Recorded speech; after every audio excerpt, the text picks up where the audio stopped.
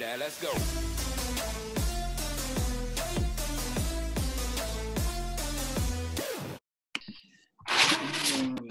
Louis Fouché, bonjour et merci d'avoir accepté ce congrès de naturopathie sur le thème de l'immunité.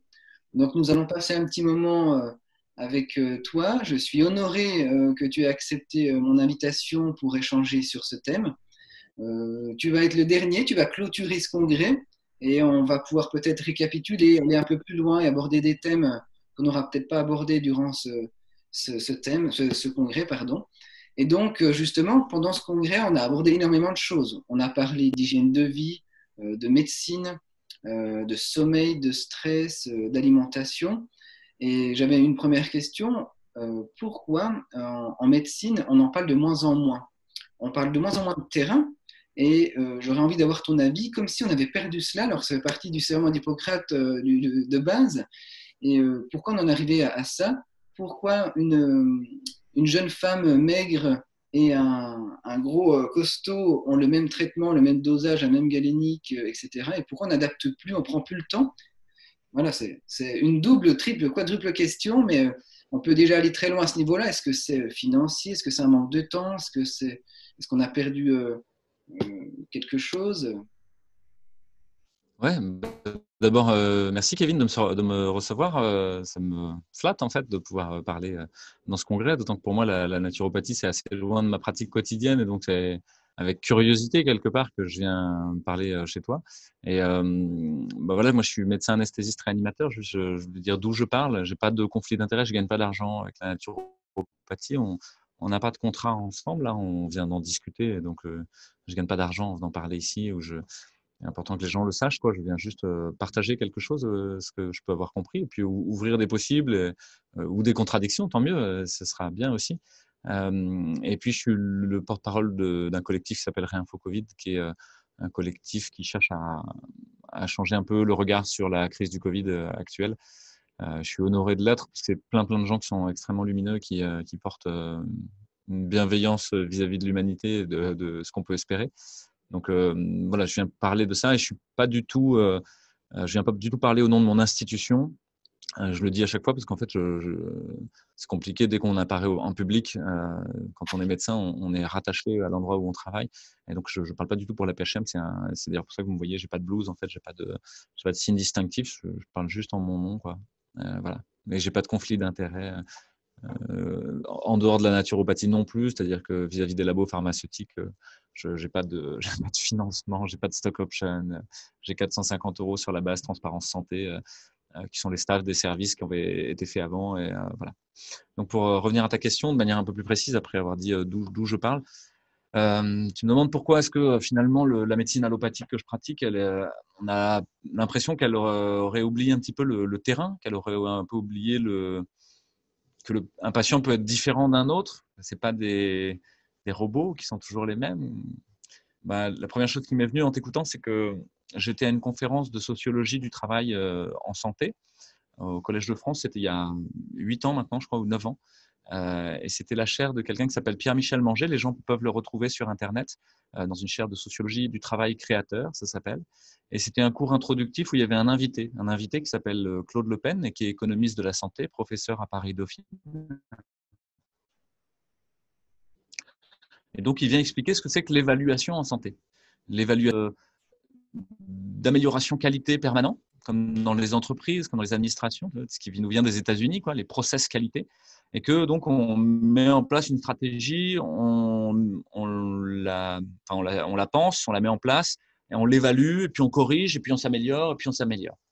Ce qui paraît une bonne idée comme ça, mais le type arrive et vient parler au nom de la haute autorité de santé. Donc, elle est haute et autoritaire. Et elle nous dit ce qu'on doit faire. Et il dit, nous sommes là pour liquider le modèle artisanal de la médecine. Sous-entendu, nous sommes là pour mettre en place un système industrialisé, évalué et rationalisé de production et de consommation de biens et services de soins. Ah, en fait, il ne s'agit pas de te soigner. Il ne s'agit pas de prendre soin de Monsieur Gérard, de Madame Robert. Il s'agit de mettre en place un processus industriel de consommation et de production.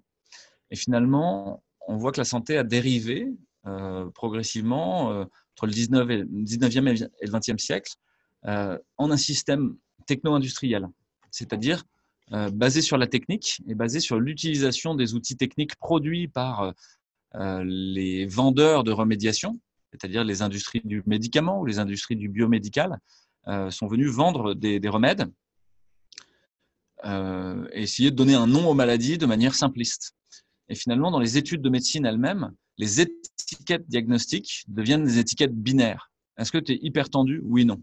Est-ce que tu es diabétique? Oui, non. Est-ce que tu es obèse? Oui, non. Mais en fait, hypertendu, oui, non, ça veut rien dire. Une vision complètement simpliste en fait de la maladie. Il y a des gens qui ont 60 ans, qui sont un peu gros, qui ont fumé, qui ont un peu bu, et puis qui sont un peu hypertendus, puis ils ont une monothérapie antihypertensive et ils vivent toute leur vie à 16 de tension et ça va quoi. Et, tout, et en fait, la tension tape sur leurs artères tout le temps un peu trop fort et puis finissent par scléroser leurs artères, qu'elles deviennent fibreuses. Et ils font de l'athérome, c'est-à-dire des plaques de cholestérol dans le cœur, dans le cerveau, dans les artères iliaques, etc.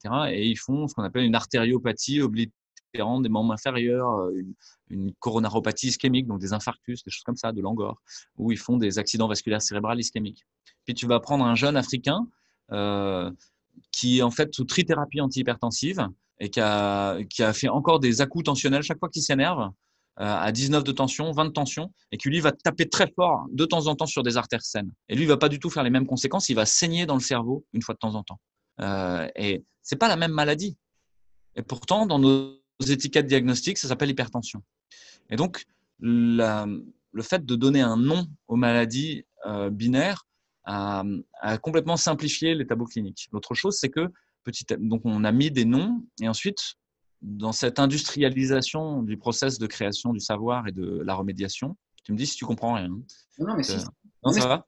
Ça me parle beaucoup parce que moi, je le dis souvent à mes élèves.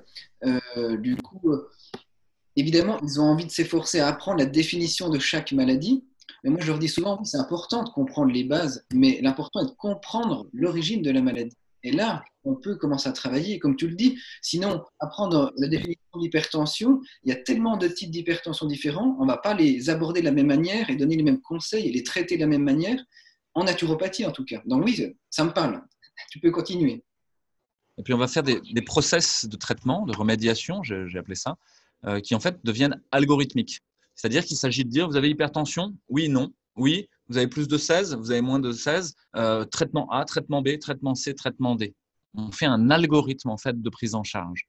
Et cette vision algorithmique des choses, qui est une vision d'ingénieur en fait, qui n'est pas du tout une vision de soignant, qui n'est pas du tout une vision humaniste qui intégrerait d'autres dimensions, elle aboutit à une médecine complètement simpliste où on peut remplacer les soignants par des machines, par des ordinateurs. Les ordinateurs vont même probablement mieux faire parce qu'ils feront moins d'erreurs humaines dans le chemin, dans cet algorithme. Et donc, aujourd'hui, un bon interne en médecine, c'est un interne qui est docile au protocole. C'est pas un interne qui est humain, bienveillant, à l'écoute, imaginatif, qui a de l'humour, qui a un sens de la relation. Non, non, non, pas du tout.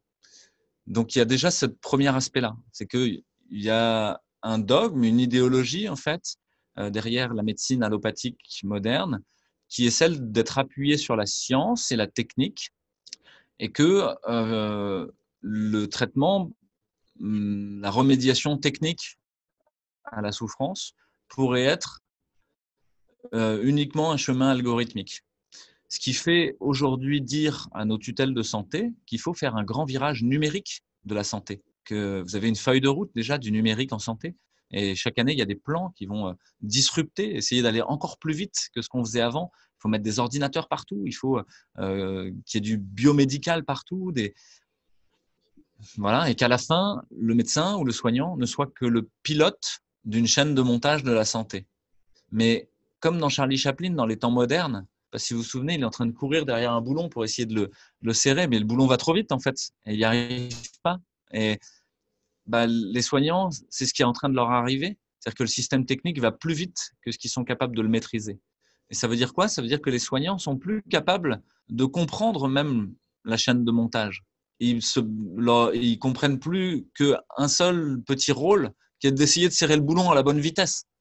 Donc aujourd'hui, un médecin, il va avoir du mal à questionner le protocole thérapeutique fourni par la haute autorité de santé Il va avoir du mal à questionner la politique vaccinale fournie par l'agence régionale de santé. Il va avoir du mal à questionner ce que dit le ministère et les directives du ministère. Il va avoir du mal à questionner le protocole de soins qui lui est fourni par le Conseil de l'ordre. Ça va? Oui. Et quelque part, ça veut dire que le soignant et le médecin sont prolétarisés. Qu'est-ce que j'entends par là? Ça veut dire qu'ils perdent leur savoir. Ils perdent leur savoir-faire, ils perdent leur savoir-être et ils perdent leur savoir théoriser. Ça veut dire qu'ils comprennent même plus ce qu'ils font et ils cherchent plus à comprendre. Donc c'est une partie de la réponse, une première partie de réponse que je peux te donner sur ce problème-là. C'est tu me demandes pourquoi on regarde plus le terrain, etc. Bah parce qu'en fait, dans la façon même dont on conçoit la pratique médicale, il y a cette idée de l'algorithmisation. Et de même dans la création du savoir médical. C'est-à-dire que, donc là j'ai parlé du champ de la pratique et du fait qu'il y avait des protocoles et qu'en fait le médecin était là pour respecter le protocole. Bon, je pourrais résumer mon propos comme ça en une phrase. Et puis de l'autre côté, il y a la création du savoir. La création du savoir, on a dit, bah, il y a des scientifiques d'antan, c'était des gens qui avaient vu des patients, qui avaient passé des heures et des heures à voir des phtisiques, des gens avec des tuberculoses, à avoir écouté les moindres gargouillis dans le poumon, comme dans les livres du 19e, ou quand on lit La montagne magique de Thomas Mann ou des choses comme ça. Et puis petit à petit, ces mandarins-là, qui transmettaient un savoir de manière académique, c'est-à-dire qu'il y avait des maîtres et des élèves, et donc il y avait une transmission. Et puis, si vous n'étiez pas content de votre maître, vous pouviez alors avoir un autre maître et il dirait autre chose. Et puis, petit à petit, à la fin, vous ferez votre sauce. Ça avait au moins le mérite qu'ils avaient vu des malades et qu'ils avaient goûté, travaillé dans la finesse une certaine pratique. Et le fait de côtoyer le réel et la réalité. Et petit à petit, on en est venu à dire, mais c'est pas fiable. Parce que justement, Gérard, il dit pas pareil que le professeur Robert. Alors, qui croire? Et puis, plutôt que de se dire, bah, en fait, ça dépend. Peut-être ça dépend des patients, peut-être ça dépend. On s'est dit, non, non, non, en fait, on va prendre tous les patients, on va les pouler, on va essayer de mettre une étiquette diagnostique claire. On va les séparer en un groupe qui reçoit un premier traitement et un groupe qui reçoit un deuxième traitement. Ces patients, on va faire comme si, par le biais du tirage au sort, ils étaient tous pareils. Parce qu'ils ne seront pas statistiquement différents entre les deux groupes, dans leur poids, leur taille, leurs antécédents, puisqu'on les a tirés au hasard. Au fond, on devrait avoir la même répartition de l'obésité, de la taille, de l'hypertension dans les deux groupes. Et ils ne vont différer que par le traitement A et le traitement B. C'est ce qu'on appelle la randomisation, le tirage au sort. Cette méthode-là a permis de créer finalement dans des grandes séries de patients un peu l'équivalent d'un modèle expérimental. Un modèle expérimental, c'est quoi? C'est vous prenez un cochon, il fait toujours 40 kilos, il vient toujours de la même lignée génétique, vous avez élaboré le modèle, il est toujours pareil. Et ben là, on fait pareil, on fait comme si les humains, ils étaient tous pareils, pour ne comparer que le traitement. Mais les humains ne sont pas tous pareils. Et en fait, on a mis dans les mains de ce... Et puis ensuite, on a dit, on va faire des tests statistiques, on va utiliser l'outil mathématique et statistique pour dire est-ce que A est vraiment mieux que B.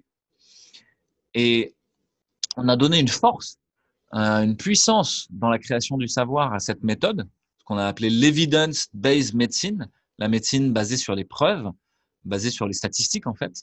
On lui a donné une force très importante, au point qu'aujourd'hui, vous voyez tous les experts se brandir des études à la figure, se jeter la dernière étude du Lancet, du New England, du machin à la figure, et ne pas arriver à se mettre d'accord quand même. C'est ça qui est drôle. Et comme si c'était ça la vérité. En fait, il y a un quatrième moment, enfin un troisième moment, on va dire, de la création du savoir, qui est que petit à petit, on a dit, bon, bah, cette méthode scientifique statistique, elle a plein de biais. Elle a plein de biais qui sont que quand je crée le savoir, finalement, qui est-ce qui finance l'étude? Qu'est-ce qui gagne le type qui fait l'étude? Il va devenir professeur, il va avoir de l'influence, il va être un leader d'opinion. Et finalement, on a retrouvé tous les petits travers de l'humanité, le pouvoir et l'argent. Toujours la même chose, le pouvoir et l'argent. Et donc, cette méthode-là de l'evidence-based medicine a été subvertie, détruite progressivement par le pouvoir et l'argent, l'appât du pouvoir et de l'argent. Et au point qu'on est arrivé à une sorte de moment de post-vérité. Vous étiez capable de dire sur l'hydroxychloroquine tout et son contraire, et de plus savoir. et d'être dans la phrase de Hannah Arendt qui dit « Quand tout le monde ment, le problème, c'est pas que les gens croient les menteurs, c'est qu'ils croient plus à rien. » On est là-dedans, en plein là-dedans dans le Covid.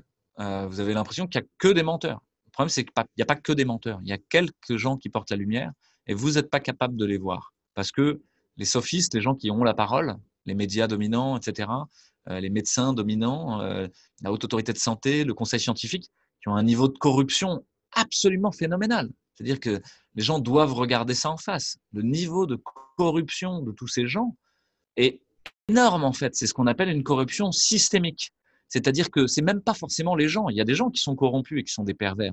Mais il y a des gens qui sont pas vraiment corrompus, mais qui vont suivre le mouvement. Ils vont faire comme d'habitude, quoi. Parce qu'ils ne sont plus individués, ils sont prolétarisés, comme je vous l'ai expliqué tout à l'heure. Ils ont perdu leur savoir critique sur le truc. Et donc, on arrive à ce moment de post-vérité. Qu'est-ce qui le remplace pour essayer de créer du savoir? Justement, l'utilisation du big data. Qu'est-ce que ça veut dire ça? Je vous emmène loin. Mais c'est l'idée que les majors de l'information ont créé les conditions de duplication de la réalité numérique. C'est-à-dire la réalité est là et ils vont l'enregistrer, la capturer et la mettre dans des grands tableaux de données Excel. Et ce truc-là, ce qu'on appelle le big data, ça n'est possible que parce qu'il y a des iPhones dans votre poche, que parce qu'il y a des caméras partout, que parce que petit à petit les panneaux d'affichage vous surveillent, que parce que vous avez des montres connectées, le quantifying self, des choses comme ça, qui aspirent votre data. D'ailleurs, chez Google, on le sait, hein, Internet c'est pareil. Google, quand les gens qui ont voulu dégoogliser Internet, ils ont dit, donc Framasoft, etc., ils ont dit, quand c'est gratuit, c'est toi le produit. En fait, vous êtes le produit de ces majors de l'information qui aspirent votre information, qui vous sucent votre karma toute la journée, quoi, pour en faire quoi? Pour en établir une certaine réalité, c'est-à-dire une duplication du monde. Ils ont fait comme un petit monde dans ce big data. Et comme ils ont l'art d'être les bibliothécaires, c'est-à-dire ils savent où tout est rangé, et ils sont capables de le corréler l'un avec l'autre. Et puisqu'ils ont l'état du monde à un instant T, ils peuvent le dire à un instant T plus 1, ça aura juste un tout petit peu dérivé, comme dans les modèles météorologiques, les modèles statistiques algorithmiques du big data, de traitement algorithmique de big data de la météo, ça correspond à la même chose. C'est parce que vous avez l'ensemble des masses nuageuses, de l'hygrométrie, etc., que vous êtes capable de dire dans 2 heures, il va se passer ça, que vous avez le vent à telle hauteur, etc. Donc, c'est des modèles très complexes, mais maintenant, on sait le faire. À telle enseigne que Waze vous dit mieux que vous par où vous devez passer. Mais Waze ne fonctionne que dans la mesure où tout le monde a un téléphone. Si jamais Waze est trompé ou n'a que 2 ou 3 téléphones connectés, ça marche plus. Donc l'idée a été de répandre le plus possible, de manière interstitielle dans votre vie, cette capture de l'information de tous les côtés. Ce qu'on est en train de dire sur Zoom, Kevin, est enregistré, est utilisé par Zoom à des fins que nous ne comprenons pas. Et nous ne possédons même pas cette vidéo. Là, c'est ça la réalité. Ils sont en train d'aspirer ce que je suis en train de dire, ce que tu es en train de dire. Et donc, petit à petit, donc j'en reviens à l'épistémologie, c'est-à-dire la fabrique du savoir. On est passé du mandarin, professeur, qui vous disait j'ai vu des malades, je les ai regardés longuement, etc. C'est ça qu'il faut faire. À non, on a regardé tout plein de malades dont on a fait comme s'ils étaient tous pareils. Et on leur a juste changé le traitement. Et on vous a dit, c'est le traitement qui est mieux ou moins bien. Chez tout le monde qui a cette maladie-là, sans faire aucune nuance, aucune subtilité.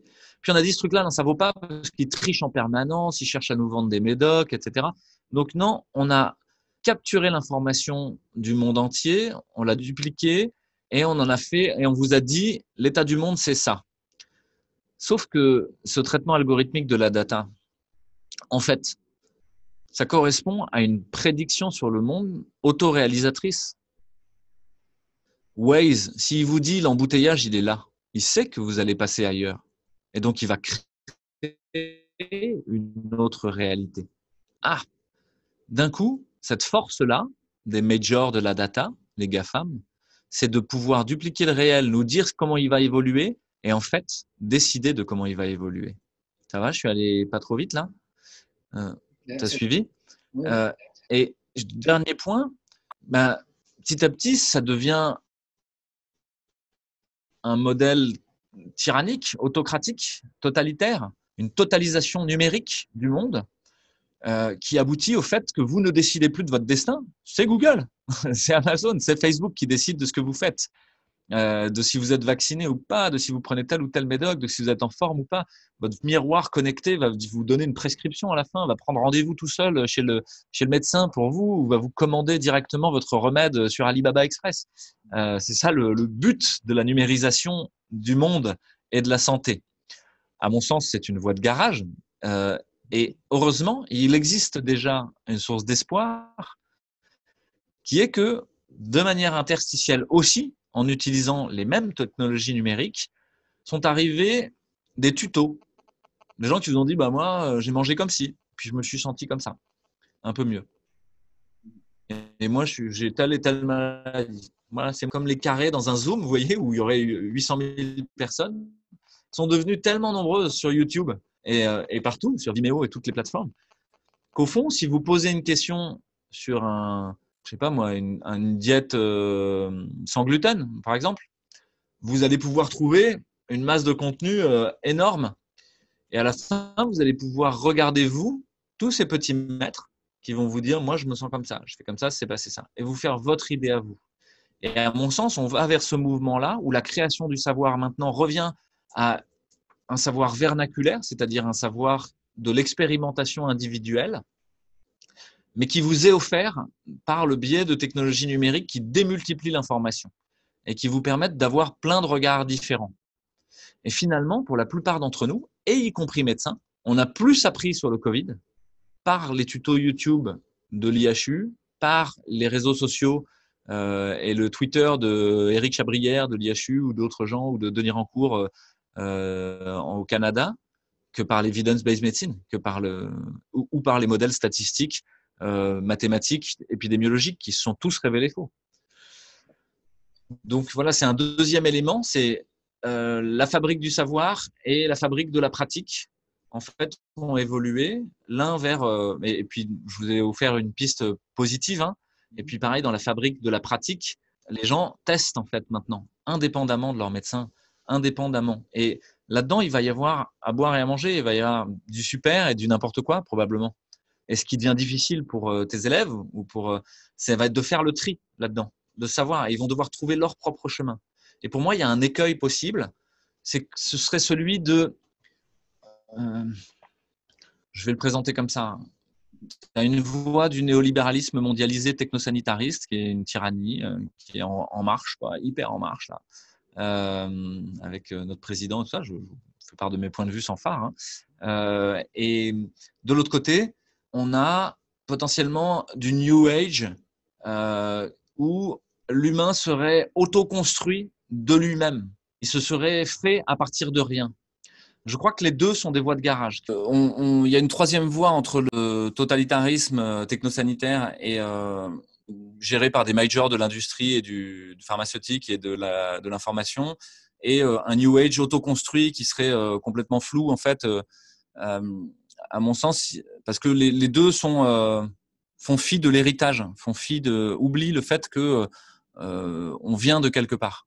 On vient de quelque part qui est tout l'héritage des savoirs accumulés.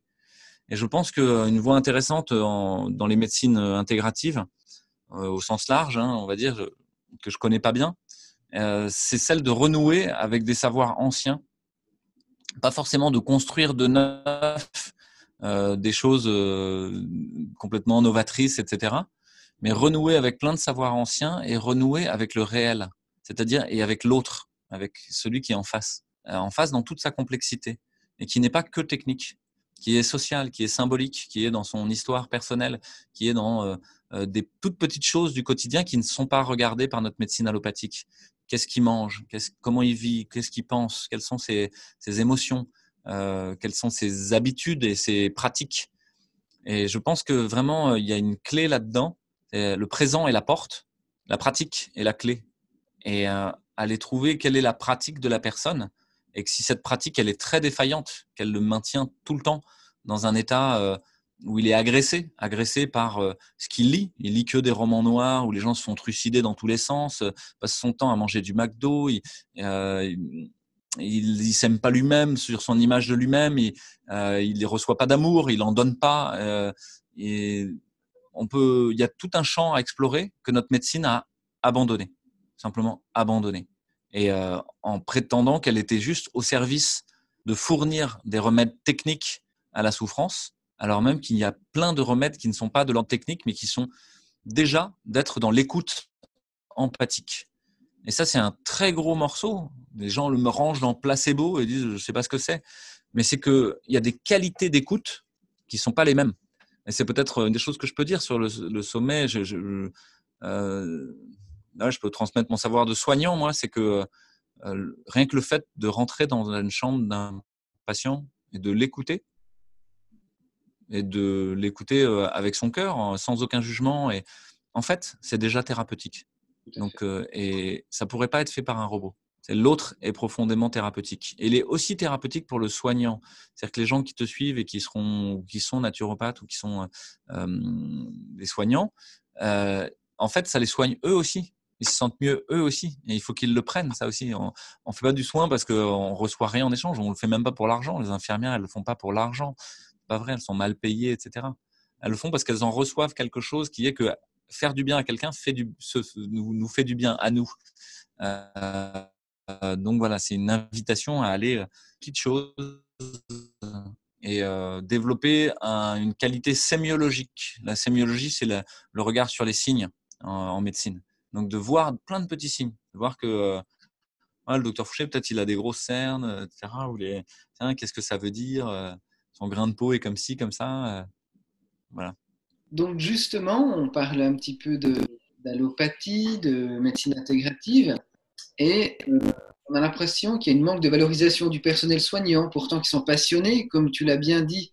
On a l'impression qu'ils donnent tout, ils sont au front, mais avec pas toutes les armes. Et du coup, ce qui fait que, d'après ce que tu nous as expliqué, ils se retrouvent à travailler sur des protocoles préétablis et ils ont peut-être perdu, je dirais pour certains, il ne faut pas mettre tout le monde dans le même panier, le fait d'investiguer peut-être un peu plus et de se préoccuper du terrain pour adapter au mieux la technique, le produit, l'outil, la galénique, etc. Et je ne sais pas si ça a un lien avec le fait qu'il y a vraiment une expansion de toutes ces médecines, je dirais, comme les nôtres, hein, aussi bien naturopathiques que Maintenant, on entend tout et n'importe quoi, comme on l'a dit au début. Il faut faire le tri aussi parce que c'est la porte ouverte à diverses dérives. Mais est-ce que c'est pas la médecine qui a créé ça en n'utilisant plus des bases d'hygiène de vie tellement simples que ça a donné envie aux gens d'aller investiguer de leur côté et euh, et du coup qui a amené aussi à peut-être en 2020 avec toutes les connaissances que l'on a à de moins en moins faire confiance à la médecine générale, si je puis dire. Parce que, évidemment, il y a tous ceux qui sont des grands adeptes, la science, le médecin, etc. Mais on voit qu'il y a quand même une perte de vitesse au détriment des médecines comme les nôtres. Et donc, on a quand même un objectif commun, c'est d'aider le consultant, que ce soit la médecine ou les médecines comme nous, on a envie de l'aider. Alors, pas plus avec la même manière, j'ai envie de dire, nous, je sais on peut se permettre d'accorder plus de temps, on se permet d'aller plus dans les détails, on passe 1 heure et demie, voire pendant 2, 3 séances pour essayer de comprendre comment la personne en est arrivée là. Ce qui fait que, sans le cacher, hein, je trouve aujourd'hui que les médecines comme les nôtres sont bien meilleures dans les maladies chroniques. Je trouve que eh bien, nous, on a souvent des personnes qui viennent nous voir et disent j'ai essayé plein de choses en médecine, ils ne trouvent pas. Je suis allé voir mon généraliste, mon spécialiste, ils ne trouvent pas. Et ils se retournent vers nous. Et donc, euh, moi, j'ai envie de dire qu'on devrait travailler plus main dans la main. Et comment, à ton avis, pouvoir collaborer entre médecine dite allopathique et médecine dite naturelle? Parce qu'on voit qu'il y a comme une scission parfois. On voit qu'il y a des médecins très ouverts, d'autres un peu plus fermés, comme si nous, on n'était pas crédibles ou qu'on était des charlatans, ou comme si le fait de donner des conseils alimentaires et de prendre des tisanes, eh bien, n'est pas efficace. Enfin, voilà, on est souvent réduit à ça. Ouais, et même au-delà de peu efficace, pour des médecins allopathiques, souvent ces médecines sont vécues comme dangereuses. Ils ont ce regard-là d'une espèce de chose un peu qui sent le soufre et qui serait un peu dangereuse. Euh, j'essaie de trouver une bonne position. J'ai un fauteuil qui est pas très confortable. C'est pour ça que je gesticule, excusez-moi. La question du lien entre les médecines, il y a plusieurs questions dans ta question. Hein. Il y a d'une part la montée en puissance en fait des médecines naturelles, intégratives, holistiques, douces, vous les appelez comme vous voulez. C'est important d'aller dans la nuance et de voir ce qu'on a dit, c'est qu'il y a tout là-dedans aussi, et c'est pas exempt de corruption non plus. Il y a des gens qui vont vouloir vendre leurs compléments alimentaires, des gens qui vont vouloir vendre leurs méthodes. Il y a des gourous qui vont s'autoproclamer, qui vont vivre une certaine puissance sur l'autre par le fait d'avoir un auditoire, et qui peuvent être grisés de cette puissance, avoir l'impression de bien faire, alors qu'en fait, il manque de cet héritage et de ces racines dont j'ai parlé dans la première question. L'idée que on ne vient pas de nulle part, et en fait, les savoirs se sont empilés et pour essayer d'aboutir à mieux comprendre le vivant. Il y a dans la médecine allopathique un parcours éducatif qui renouvelle complètement le bon sens et qui annihile en fait tous les savoirs anciens par l'apprentissage par cœur, le bourrage de crâne pendant des années et des années, qui fait qu'un médecin allopathe reçoit une éducation où ses professeurs lui expliquent que l'homéopathie, ça sert à rien, ça marche pas, que l'acupuncture, ça sert à rien, ça marche pas, que l'ostéopathie, ça sert à rien, ça marche pas, etc. Ils sont répétés comme des mantras, sans justification réelle parfois avec des justifications, mais souvent sans justification, jusqu'à ce que finalement, rentrer dans la caste des médecins allopathiques signifie souscrire à cette idéologie-là et ne plus la questionner, la poser comme un dogme. Il y a la médecine scientifique basée sur les preuves, utilisant les molécules de l'industrie pharmaceutique. Tout le reste est de la littérature, voire n'existe pas. Et pour beaucoup de mes confrères, surtout les plus jeunes en fait, ça n'existe pas. Et il faut voir que ça a été volontairement détruit, et en particulier par l'industrie pharmaceutique. Pour tout ce qui est le champ de la pharmacopée homéopathique, alors moi j'y connais rien du tout, je vous dis juste ce qu'on m'a raconté, mais des amis homéopathes m'ont expliqué que d'année en année, leur pharmacopée s'est réduite. Les laboratoires ne produisaient plus même les granules dont ils avaient besoin. Et donc, ils avaient de moins en moins d'outils à disposition, jusqu'à aboutir à la fin à une réduction complète de leur pharmacopée. L'autre chose, c'est qu'on nous apprend en plus, alors ton micro marche pas bien, mais en plus de nous apprendre que ça n'existe pas, on nous apprend en même temps que c'est dangereux et que ça conduirait en fait à ce que le patient se néglige, sans comprendre que peut-être on soigne pas au même endroit, ni au même moment. Et que la médecine allopathique arrive à un point de rupture dans l'équilibre vital d'une personne, à un moment où ça casse, où l'ensemble des phénomènes qui concourent à l'état de santé de quelqu'un a abouti à ce qu'il y ait une rupture d'équilibre, soit comme un impératif à se transformer, à dire je dois me transformer parce que je ne peux pas continuer à vivre comme ça, en fumant, en buvant, en vasculaire cérébral, bim, rupture. Et la médecine allopathique va avoir ce côté merveilleux de la technique, c'est-à-dire on est capable en 3 heures d'aller réouvrir une artère qui était bouchée dans le cerveau et de faire qu'il n'y ait pas de séquelles de l'accident cérébral, et de faire, mais ça voudrait dire qu'on ferait penser aux gens qu'on pouvait continuer à vivre comme ça. Ça, c'est le deuxième point. Donc, la médecine allopathique arrive à un point de rupture et est très efficace dans son utilisation de la technique à réverser ce point de rupture, ou en tout cas à fournir de l'énergie, à fournir des techniques qui permettent d'essayer de revenir à l'état avant. Sauf qu'on revient à un état de déséquilibre, où il faudrait prendre en charge ce déséquilibre. Et ça, c'est plutôt le rôle de la médecine chronique, de la médecine générale ou des consultations. Mais souvent, il y a un regard qui est porté sur un point focal. Vous avez un problème d'accident vasculaire cérébral, c'est un problème de tension. Et on va regarder que votre tension artérielle. Alors, je grossis le trait, hein, c'est un peu simpliste ce que je dis. Il y a des médecins qui essaient de regarder de manière beaucoup plus holistique, mais il y a une vision de la maladie qui serait il y a une cause et il y a une conséquence dans l'allopathie. Et donc, si vous traitez cette cause, vous n'avez plus la conséquence. Alors que très profondément, les sagesses orientales nous apprennent que la réalité est un précipité de tout ce qu'il y a autour. C'est la manifestation à un instant T de tous les éléments et les phénomènes qui ont concouru à ce moment-là à ce que vous soyez comme ça. Ce que je viens de te dire te transforme, ton écoute me transforme, on passe son temps à coévoluer, il n'y a pas de soi séparé. Les conditions dans lesquelles je suis, dans ce bureau-là ou ailleurs, vont faire que je ne vais pas avoir la même façon de parler ou autre. Et que finalement, une partie, à mon sens, ou comme je le verrais à l'idéal des médecines holistiques, c'est justement qu'elles prennent, holon, c'est tout entier. Elles prennent l'humain dans son entièreté, avec tout ce qui concourt, psychologique, affectif, nutritionnel, sommeil, lien à la beauté, etc., à l'image à la manifestation à un instant T d'une personne. Et que effectivement, c'est plus subtil d'aller jouer sur des tout petits équilibres de tel oligo-élément, de telle vitamine, de telle nutrition, de tel rapport au froid, au chaud, au salé, au sucré, à l'amitié ou au partage, que ça nécessite d'y passer du temps. Et tu as parlé de la notion de temps, elle est très importante. On a dit dans la première question que la médecine allopathique s'était transformée en une usine industrielle de création et de consommation de biens et services de soins. Ce rythme industriel est un rythme effréné. Et il est dans la tête de tous les gens qui fabriquent le soin et qui fabriquent la remédiation qu'il faut aller plus vite, toujours plus vite. Et ça a bien été mis en évidence par un sociologue qui s'appelle Armut Rosa, qui a écrit quelque chose qui s'appelle accélération et aliénation. Et puis, il a décliné ça plusieurs fois. Et après, il est parti dans un mode positif. Il a un de ses derniers livres s'appelle Résonance, essayer de trouver des solutions à ça.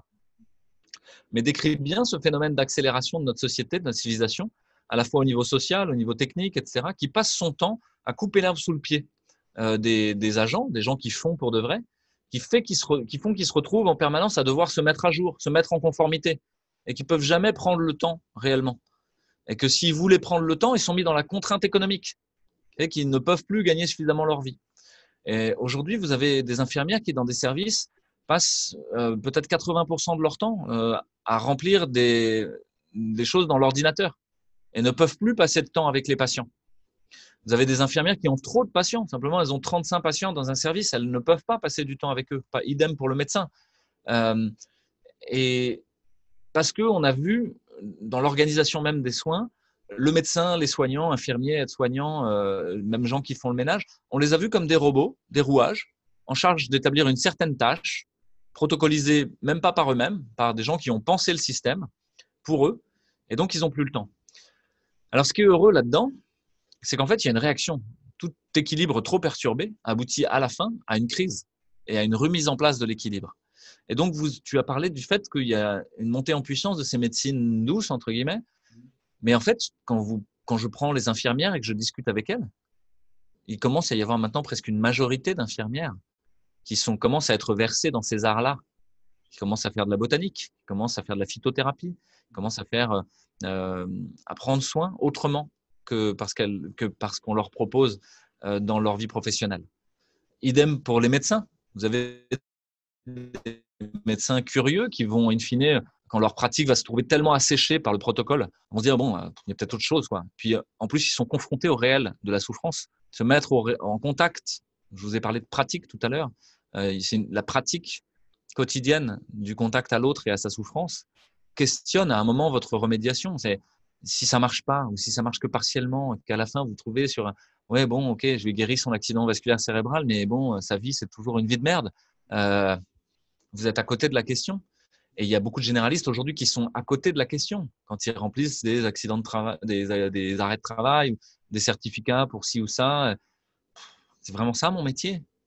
Donc vous avez des gens qui rentrent dans une espèce de cynisme, qui vont dire bon bah mon but c'est de faire un max de consultations dans la journée, de faire tourner la carte verte, puis de très bien gagner ma vie. Et puis en fait je vais faire de la course à pied, je vais avoir une équipe de foot, des enfants, je vais avoir des belles bagnoles, je vais faire ci ou ça. Peut-être vont concentrer leur réalisation dans autre chose que leur vie professionnelle. Mais sauf que ça touche à la question du rapport au travail. Le travail est profondément notre réalisation, c'est notre lumière intérieure, notre talent qui est mis au service du groupe. Est-ce que Chacun son talent, mais chacun sa façon de le mettre au service du groupe et de la cohérence du groupe. Mais donc, c'est en train d'arriver. Et je te donne un exemple, parce que moi, encore une fois, je veux juste finir mon idée. Aujourd'hui, au bloc opératoire, c'est un des endroits les plus asséchés de tous. C'est-à-dire, si tu demandes à un anesthésiste ou une infirmière anesthésiste ou une infirmière de bloc opératoire, à la fin de la journée, le nombre des patients qui sont passés au bloc, très souvent, ils ne s'en souviennent pas. Ils vont se souvenir du nom de la chirurgie. On a fait 2 pancréas, une rate, mais et peut-être elles vont se souvenir de quelques anecdotes à un moment ou d'un patient qui était très particulier. Et souvent, ce patient qui était très particulier, c'est parce qu'il était chiant. Donc, si le patient est docile et que ça se passe comme une lettre à la poste, ma foi, on s'en souvient même plus. Et en fait, c'est dans ce secteur-là, en anesthésie, que s'est développée le plus l'hypnose. C'est-à-dire une relation thérapeutique qui est profondément liée à la parole, à la relation. Et vous avez des gens qui sont à un très haut niveau d'hypnose, de capacité thérapeutique, et qui en plus l'utilisent bien, c'est-à-dire c'est l'hypnose ericksonienne thérapeutique. On est dans le respect de l'écologie de la personne, on n'est pas dans l'hypnose Macron et BFM qui cherche à vous laver le cerveau pour que vous soyez conforme à ce qu'on attend de vous, quoi, et que vous votiez comme il faut dans une hypnose qui est profondément respectueuse de l'autre. Et en fait, ça s'est arrivé en anesthésie. Et petit à petit, c'est venu dans la psychothérapie, dans plein d'autres champs, en fait. Ça a contaminé le reste. Et ça remet beaucoup de joie à travailler, beaucoup de bonheur. Un autre exemple, c'est Buurtzorg. Vous avez peut-être entendu parler de cette entreprise de soins à domicile. Voilà, je raconterai si vous avez envie, mais qui montre qu'il y a des bifurcations possibles et qui arrivent. Et on peut prendre la crise aujourd'hui du Covid comme la maladie de notre système, le précipité fatal de toutes les maladies, justement, de tous ces facteurs qui faisaient que notre système était profondément malade. Il y a plein de gens qui ne veulent pas le voir encore. Mais la réalité, c'est que notre système était profondément malade, créait de la domination, de la souffrance, de la peur, un refuge dans des paradis artificiels numériques ou des drogues. Et que ça y est, on est arrivé au bout de ça. On est très malade. Et donc, comment est-ce qu'on va résoudre cette maladie? Vous avez une remédiation technique portée par la médecine allopathique. On peut en reparler plus tard, si tu veux, sur ce que propose le système pour sortir de cette crise. Ou alors, on a d'autres champs du possible qui vont consister à les regarder sans phare et avec une sémiologie fine. Qu'est-ce que c'était que cette crise économique, cette crise sociale? Donc, notre rapport à l'argent, notre rapport au pouvoir, notre rapport au travail. Qu'est-ce que c'est que cette crise sociale? Qu'est-ce que c'est que nous? Comment on vit ensemble? Qu'est-ce qui nous structure? Quelles sont les raisons d'être évolutives qui nous permettent de rester ensemble, tout en laissant l'individu exister? Qu'est-ce que c'était que cette crise de l'école? On n'apprend plus aux enfants que des bêtises pour en faire des citoyens dociles. Et donc, tout le monde est conscient, et à commencer par les instituteurs qui sont extrêmement… Il y a tout plein de crises. La bifurcation, elle va essayer de traiter cette crise justement dans tous ses aspects. Et c'est là que c'est heureux, c'est que ça n'a pas attendu le Covid pour exister. Il y a déjà plein de gens qui ont pensé le côté de la santé, on va dire, autrement que par ce que nous propose le système. Il y a déjà tout plein de gens qui ont pensé à remédier la crise économique autrement que par le Great Reset de Klaus Schwab et la mise en place d'une crypto-monnaie internationale gérée par la Banque mondiale et le FMI et qui ferait de vous, en gros, les esclaves des grands financiers de ce monde. Dans ce que tu dis, toi, tu y crois vraiment que ça va évoluer dans le bon sens? Parce que comme tu l'as dit, tu l'as très bien dit, c'était ma question. Je voulais te couper pour ça. Mais du coup, là, on parle beaucoup de santé et de médecine. On voit qu'il y a des choses qui vont bien, mais beaucoup de choses qui ne vont pas, en tout cas qui sont améliorables. Et quelque part, on a envie de revenir un petit peu en arrière pour retrouver du temps avec le consultant, être à l'écoute, etc. Mais c'est plus profond que ça. Comme tu l'as dit, il y a l'industrie alimentaire, l'industrie pharmaceutique, il y a du business là-dedans.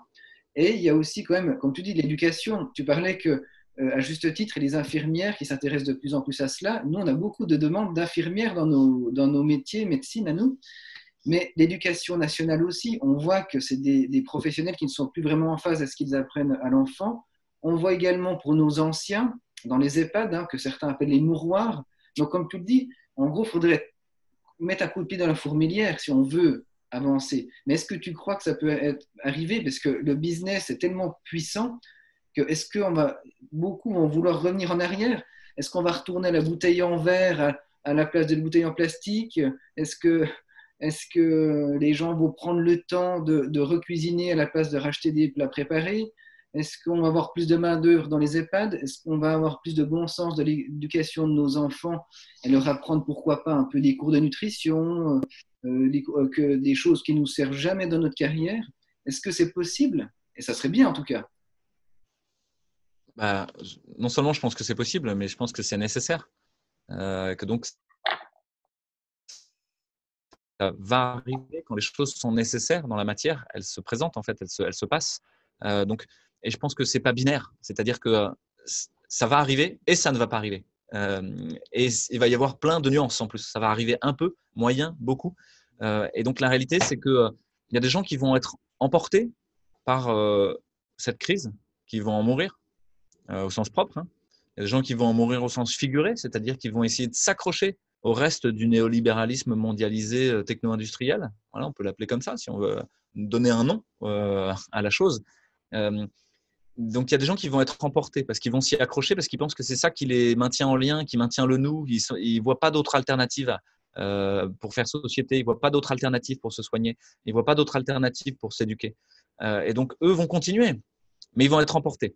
L'image que je pourrais donner, c'est une image mythologique, c'est celle du déluge dans l'Ancien Testament. Tu peux imaginer qu'il pleut beaucoup au départ et qu'il y a plein de gens qui disent bon, ça va s'arrêter. Il pleut, mais bon, ça s'est jamais vu avant qu'il ne s'arrêtait pas de pleuvoir. Donc ça va bien s'arrêter. Et donc, bon, bon an, mal an, ils vivent avec la pluie. Donc, on peut imaginer qu'il y a des gens qui mettent des parapluies, qui mettent des bâches, qui essayent d'arrêter la pluie même, qui font des danses de la pluie pour prier que ça s'arrête, pour chercher le beau temps, etc. On peut imaginer qu'il y en a d'autres qui, pendant ce temps, construisent une arche de Noé et préparent autre chose pour embarquer, parce qu'ils savent que l'eau va monter. Et puis l'eau va monter. Et il y a des gens qui vont embarquer dans l'arche de Noé en disant oula, ça pue. Il y en a d'autres qui vont rester et dire bon, oui, on n'avait pas vraiment besoin du rez-de-chaussée, ma foi, on peut vivre au premier, hein, et puis on peut naviguer en barque dans les rues, ça va. Bon, avant on prenait la voiture, hein, c'est pas grave. Donc les gens, ils vont faire ça, ils vont vivre avec le masque, ils vont vivre avec des vaccins tous les 2 mois pour des choses un virus qui varie tous les 2 mois, quoi. Et puis, il y en a d'autres qui, petit à petit, déjà dès le premier étage, ils vont dire bon, ok, on va embarquer dans le bateau, on va aller voir, quoi. Et puis, il y en a qui vont rester dans la maison jusqu'au bout. Non, mais ça va s'arrêter, quoi. Et ils vont se retrouver engloutis, ils vont être pris par le déferlement. Et tous ceux qui auront. Donc voilà, tout le monde n'embarquera pas dans le bateau. Bah, j'ai envie de dire, c'est la vie, en fait, quoi. Mais je crois que ceux qui resteront, c'est ceux qui auront pris le bateau et qui iront vers une terre promise. Et donc, aujourd'hui, j'ai envie de dire, on les connaît, quoi. Ceux qui acceptent l'idée que ce système est en train de s'effondrer.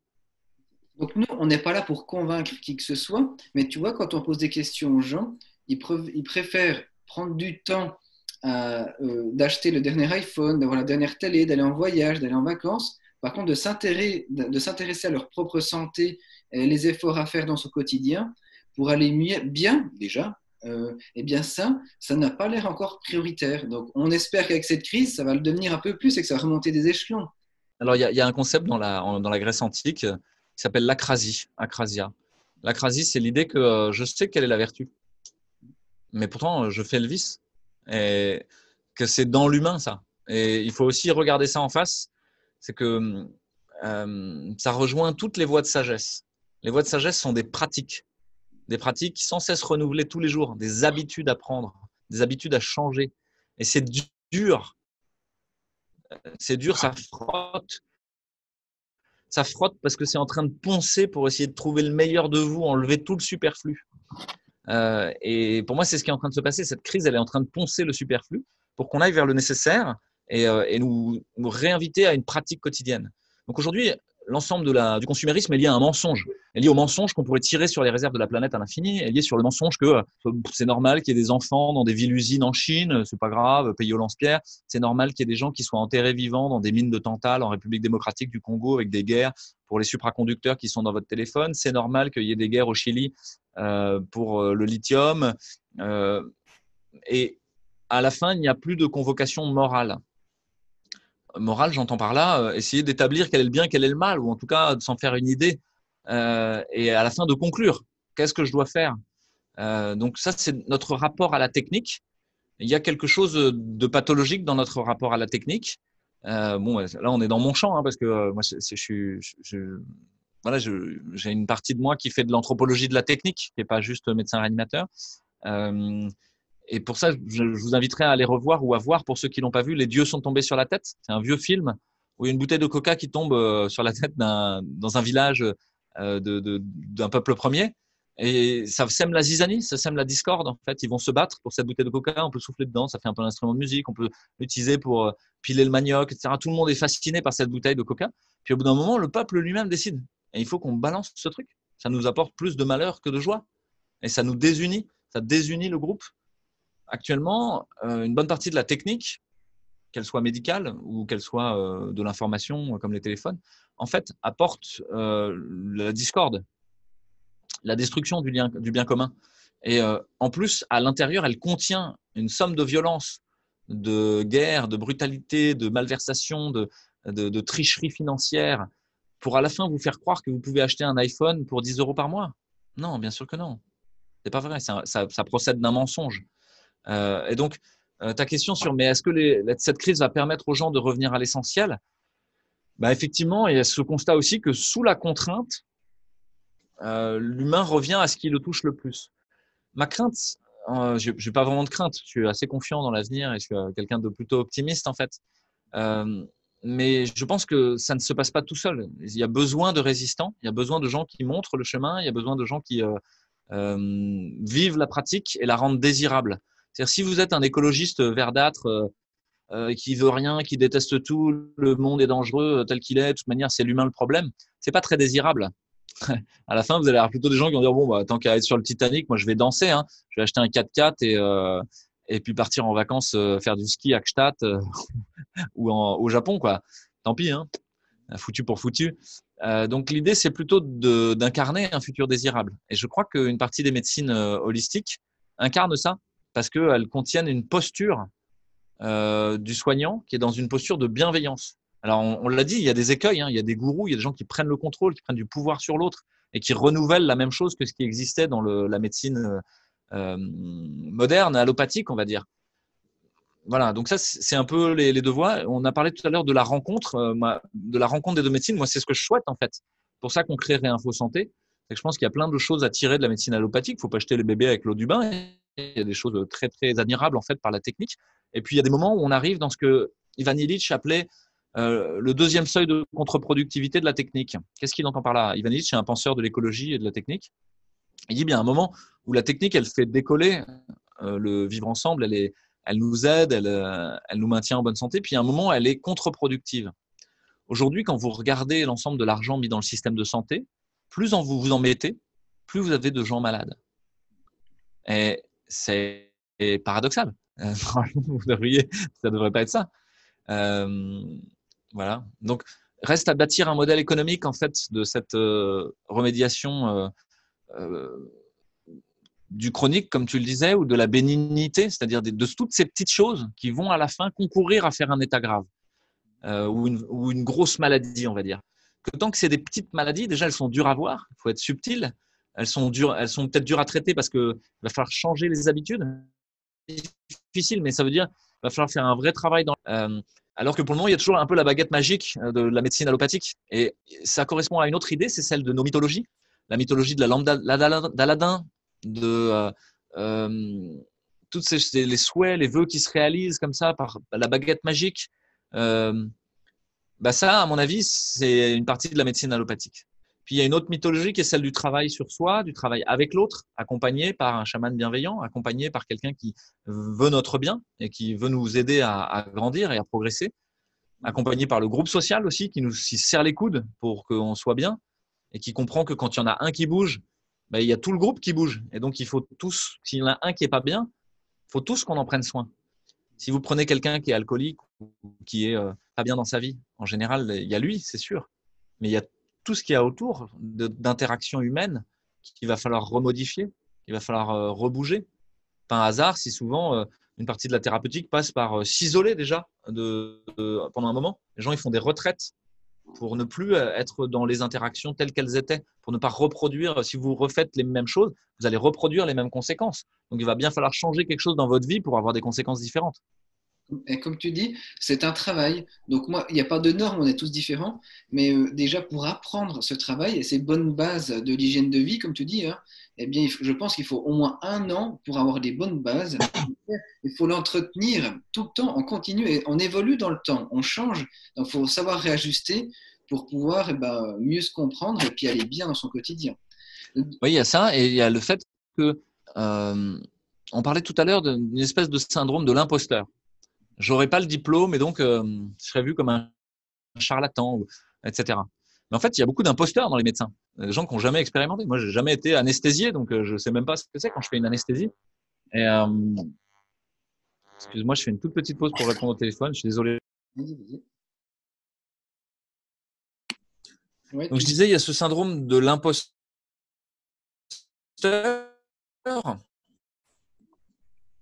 et de l'imposture. Roland Gori à Marseille qui a écrit un livre très bien que je conseille à tes auditeurs qui s'appelle La fabrique des imposteurs et qui décrit que notre société elle fabrique de l'imposture à tour de bras.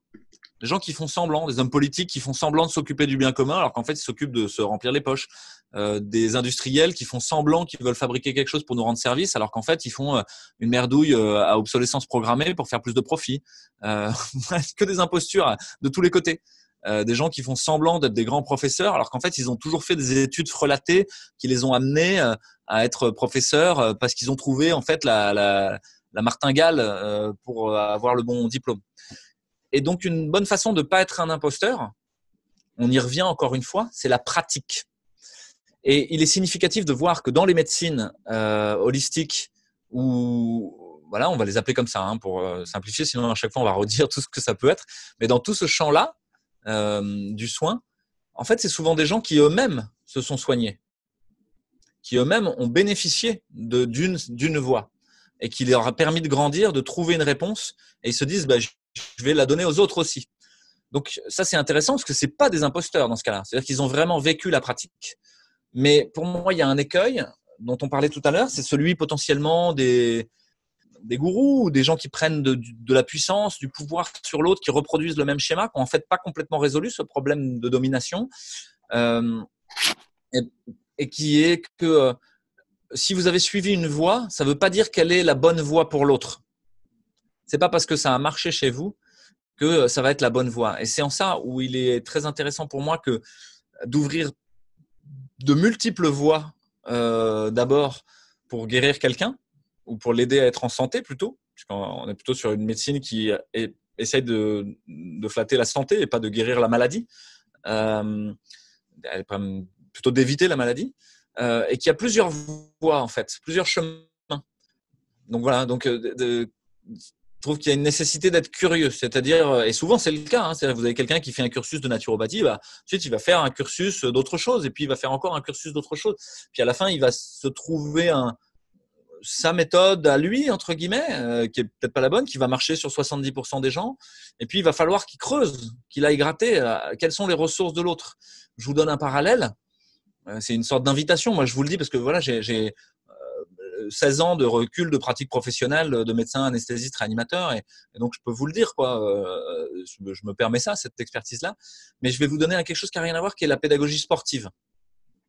En pédagogie sportive, quand vous essayez de faire de quelqu'un un champion, moi je connais bien la voile par exemple, en fait le bateau, vous allez avoir une technique pédagogique qui va marcher, qui va être celle qui vous a été enseignée, qui va marcher sur 80% des gens. Mais il y a 20% des gens, ça ne va pas marcher. Ils vont bloquer. Parce que les voies que vous aurez prises ne seront pas les bonnes pour eux. Et c'est en ça où il faut avoir de l'adaptabilité, de la ressource, de la créativité, de la résilience pour être capable de trouver chez cette personne-là par où je vais passer pour essayer de l'aider. Ou en tout cas pour lui permettre de s'aider elle-même. Et ça veut dire que comment je vais réussir à ouvrir certaines portes. Et là, vous avez tout le problème de la communication déjà, qui au-delà même des techniques de santé que vous voulez employer, Votre régime aura beau être super bien, sans gluten, bio, local, de saison. En fait, la personne ne va pas réussir à le faire. Et donc, il va falloir trouver un moyen qu'elle s'en empare. Et tout le monde ne va pas être du tout au même endroit à ce moment-là. Il y a des gens, ils vont avoir besoin que vous alliez finalement faire le marché avec eux, parce que c'est ça qui ne va pas. Ils n'arrivent pas à faire le marché. Ils étaient habitués à aller à Leclerc ou à Carouf et ils n'y arrivent pas, quoi. Et pour eux, c'est compliqué le marché. Ils ne savent pas quels légumes prendre. C'est pas le bon jour dans leur emploi du temps, etc. Et en Canada, donc vraiment, là, il va falloir que la consulte, peut-être, soit de sortir avec eux et d'aller faire le marché. Ouais, Coco, on va faire le marché. Il y en a d'autres, ça va être, il va falloir préparer à manger ensemble. Parce qu'en fait, ils ont une espèce de flemme, préparer à manger. Ouais, non, surtout dans un monde où on peut commander, bip, bip, bip, bip, allô, Uber Eats, tiens, livre-moi tel truc. Et ils vont pas réussir à passer le cap parce que ils ont jamais trouvé la convivialité de faire à manger, par exemple. Ou ils ont jamais trouvé les arômes parce que c'était pas leur canal sensoriel.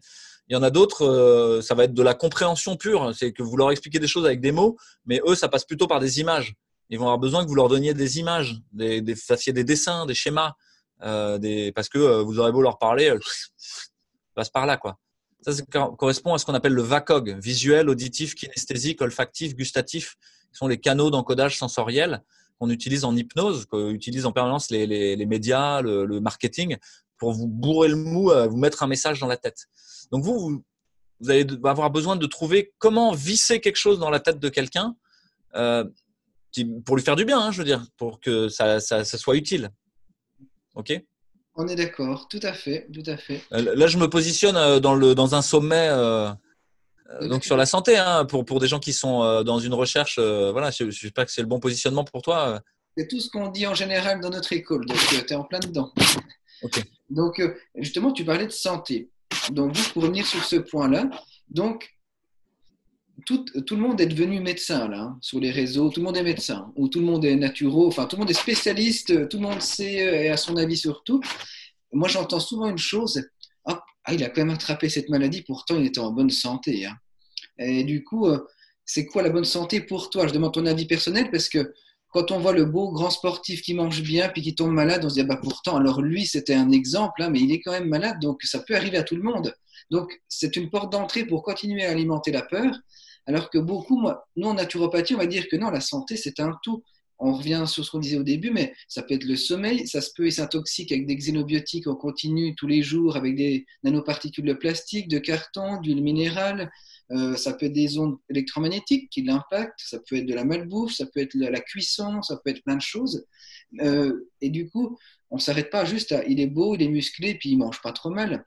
Et toi, dans ton domaine, qu'est-ce qui fait qu'on est en bonne santé? Qu'est-ce que la santé pour toi? Dans mon domaine, dans mon domaine qui est celui de la médecine allopathique, on va dire, et de la réanimation, donc on est sur un champ assez étroit de la médecine allopathique, on est au sommet du pic pétrolier. Il faut que tu imagines que la réa, on est au top de la médecine allopathique et de la remédiation technique, quoi. Donc nous, on a une définition de la santé qui nous est répétée jusqu'à la nausée, en fait, hein, pendant nos études, ad nauseam, on dit en latin. Qui est que ce serait la définition de l'OMS, quoi, un état de parfait bien-être psychologique, affectif, machin. Mais qui postule donc que tout le monde est malade, puisqu'il n'y a personne qui est dans cet état-là. C'est pas vrai. Et que en plus, la personne n'est pas capable de remédier par elle-même à sa maladie, et que donc il lui faut un vendeur de remédiation. Donc l'OMS et l'OMC, l'Organisation mondiale du commerce, sont très proches, quoi. Et les labos pharmaceutiques, les gens qui cherchent à vous vendre de l'extérieur une remédiation. Une autre définition de la santé par Canguilhem, dans les écrits sur la médecine, qui est un texte intéressant, qui n'est pas forcément facile à lire, mais qui est intéressant. Et il réfléchit à cette question-là en partant de l'idée ancienne que ce serait le silence des organes, quand votre corps ne vous dit rien. Ça ne me paraît pas complètement fou, sauf qu'il faut entrevoir que le corps ne peut ne rien dire pendant longtemps, ou faire semblant, ou que quand il dit rien, est-ce que c'est parce qu'on ne sait pas l'écouter? Parce que le corps dit beaucoup de choses et raconte beaucoup d'histoires, ou pour ceux qui sont visuels, nous montre beaucoup d'images, beaucoup de choses. Ceux qui sont plutôt kinesthésiques nous fait ressentir beaucoup de choses. encore faut-il être à l'écoute. Alors, le problème, c'est qu'il y a deux façons d'être à l'écoute. Il y a celui qui est à l'écoute anxieuse en permanence, un peu hypocondriaque, passant sa vie à se mesurer la température, à peser au gramme près ce qu'il mange, etc. Je suis pas sûr que ce soit non plus la santé, ça. Donc, pour moi, si tu me demandes dans ma vision très personnelle, la santé, il y a un côté, il y a une désinvolture, il y a quelque chose qui est de l'ordre du plaisir et du bonheur aussi à accepter, et parfois de l'excès, de dire qu'en fait, ça va varier. Et puis, il y a une pratique, c'est-à-dire une ascèse. Une ascèse qui consiste à essayer de poser que la santé, ce serait d'être en bonne relation avec le monde et avec soi-même. C'est-à-dire, d'un coup, d'être dans une interaction de joie avec les autres, avec la nature, avec la beauté, avec même les gens avec qui on n'est pas d'accord, arriver à être dans une sorte de joie, en fait. Même si c'est des interactions, alors donc dès qu'on parle de santé, ça va forcément vers quelque chose d'un peu spirituel, ou en tout cas, ça ouvre des portes à la spiritualité et à des questions plus vastes que juste des organes qui marchent bien, des fonctions vitales qui sont optimisées, etc. Pour moi, elle rejoint un côté eudémoniste qui se rapproche des Grecs, c'est-à-dire la recherche du bonheur. Donc, il y a cette idée que c'est pas un état qui est donné une fois pour toutes. C'est l'état le plus pacifié dans votre cercueil, quoi. Une fois que vous êtes bien mort, voilà, là, ça bouge plus. Au moins, vous n'êtes plus emmerdé par vos problèmes de santé, quoi.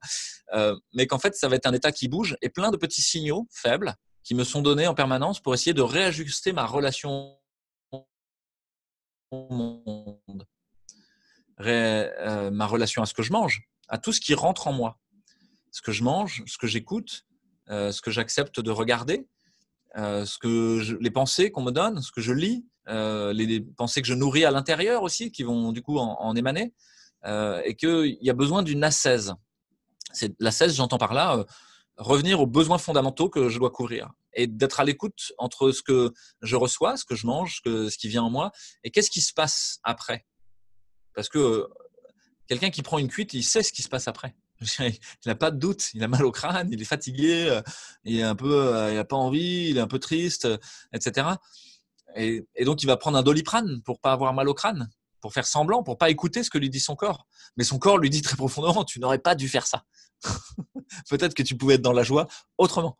Ou alors, sois conscient que tu l'as fait et vis-le jusqu'au bout. C'est-à-dire que maintenant, tu as besoin de repos. Tu as fait un excès et tu as besoin de repos. Et tu as besoin de ne pas avoir d'interaction. Hier, tu as multiplié les interactions, tu as reçu du bruit, de la musique à fond pendant plusieurs heures. Tu vas avoir besoin de silence. Tu vas avoir besoin de ne croiser personne pendant plusieurs jours, peut-être même. Et que s'il fait ça, peut-être qu'il peut faire la fête et compenser par pourquoi pas. C'est peut-être une sorte d'équilibre qui est faisable. Ou alors se dire plus jamais ça et le refaire à cause de l'acrasie dont on a déjà parlé. Et donc, il faut aussi avoir dans l'idée de la santé une sorte d'empathie, de bienveillance joyeuse pour nos imperfections aussi. Je ne dis pas qu'il faut tout laisser passer, mais voilà. Donc, il y a cette idée d'ascétisme et une autre idée, pour moi, que j'ai découvert il n'y a pas si longtemps que ça, mais qui existait déjà dans ma pratique de médecin réanimateur et anesthésiste, qui est l'idée qu'il y a un thermostat d'interaction avec le monde. C'est-à-dire que ce thermostat, je peux y toucher. Qu'est-ce que j'entends par là ? On va parler d'immunité, puisque c'était le thème du sommet. Ma relation au monde n'est pas une guerre, n'est pas quelque chose où je dois me défendre contre. Parfois, ça arrive, je dois me défendre contre, ça peut arriver. Mais ça n'est pas la seule modalité d'interaction. Je vais vous prendre un parallèle, c'est qu'on découvre dans l'étude du darwinisme à la fin du XXe siècle, puis le début du XXIe siècle, que le darwinisme postulait que c'était la compétition maximale qui sélectionnait les plus forts et que c'était ça qui déterminait la survie. Puis non, arrive une autre idée qui est peut-être la marque, etc. Ils disent non, il y a aussi des interactions de coopération, d'entraide, qui vont faire que ce groupe-là va survivre. Et que les fourmis, aussi petites soient-elles, aussi faciles à écrabouiller soient-elles, par un gros mastodonte comme nous, en fait, nous survivrons. Et survivront au Covid, bien mieux que nous. Parce qu'elles sont dans des interactions sociales coopérative qui fonctionne bien. Et donc, c'est l'idée que finalement, dans notre relation au monde, si on le conçoit que dans une guerre, on va vouloir toujours se protéger, avoir des assurances, un masque, vivre caché, etc. Mais que si d'un coup on se dit non, les agents infectieux qui sont dehors, en fait j'en ai même en moi, qui m'aident, qui fabriquent des vitamines dans mon tube digestif. J'ai des virus plein la bouche, le nez, même dans mon système nerveux central. J'ai un microbiote dans mon tube digestif, j'en ai sur mes mains et sur ma peau, partout. Et en fait, je ne le sais pas, mais c'est utile. Et c'est pour le meilleur que ça arrive comme ça.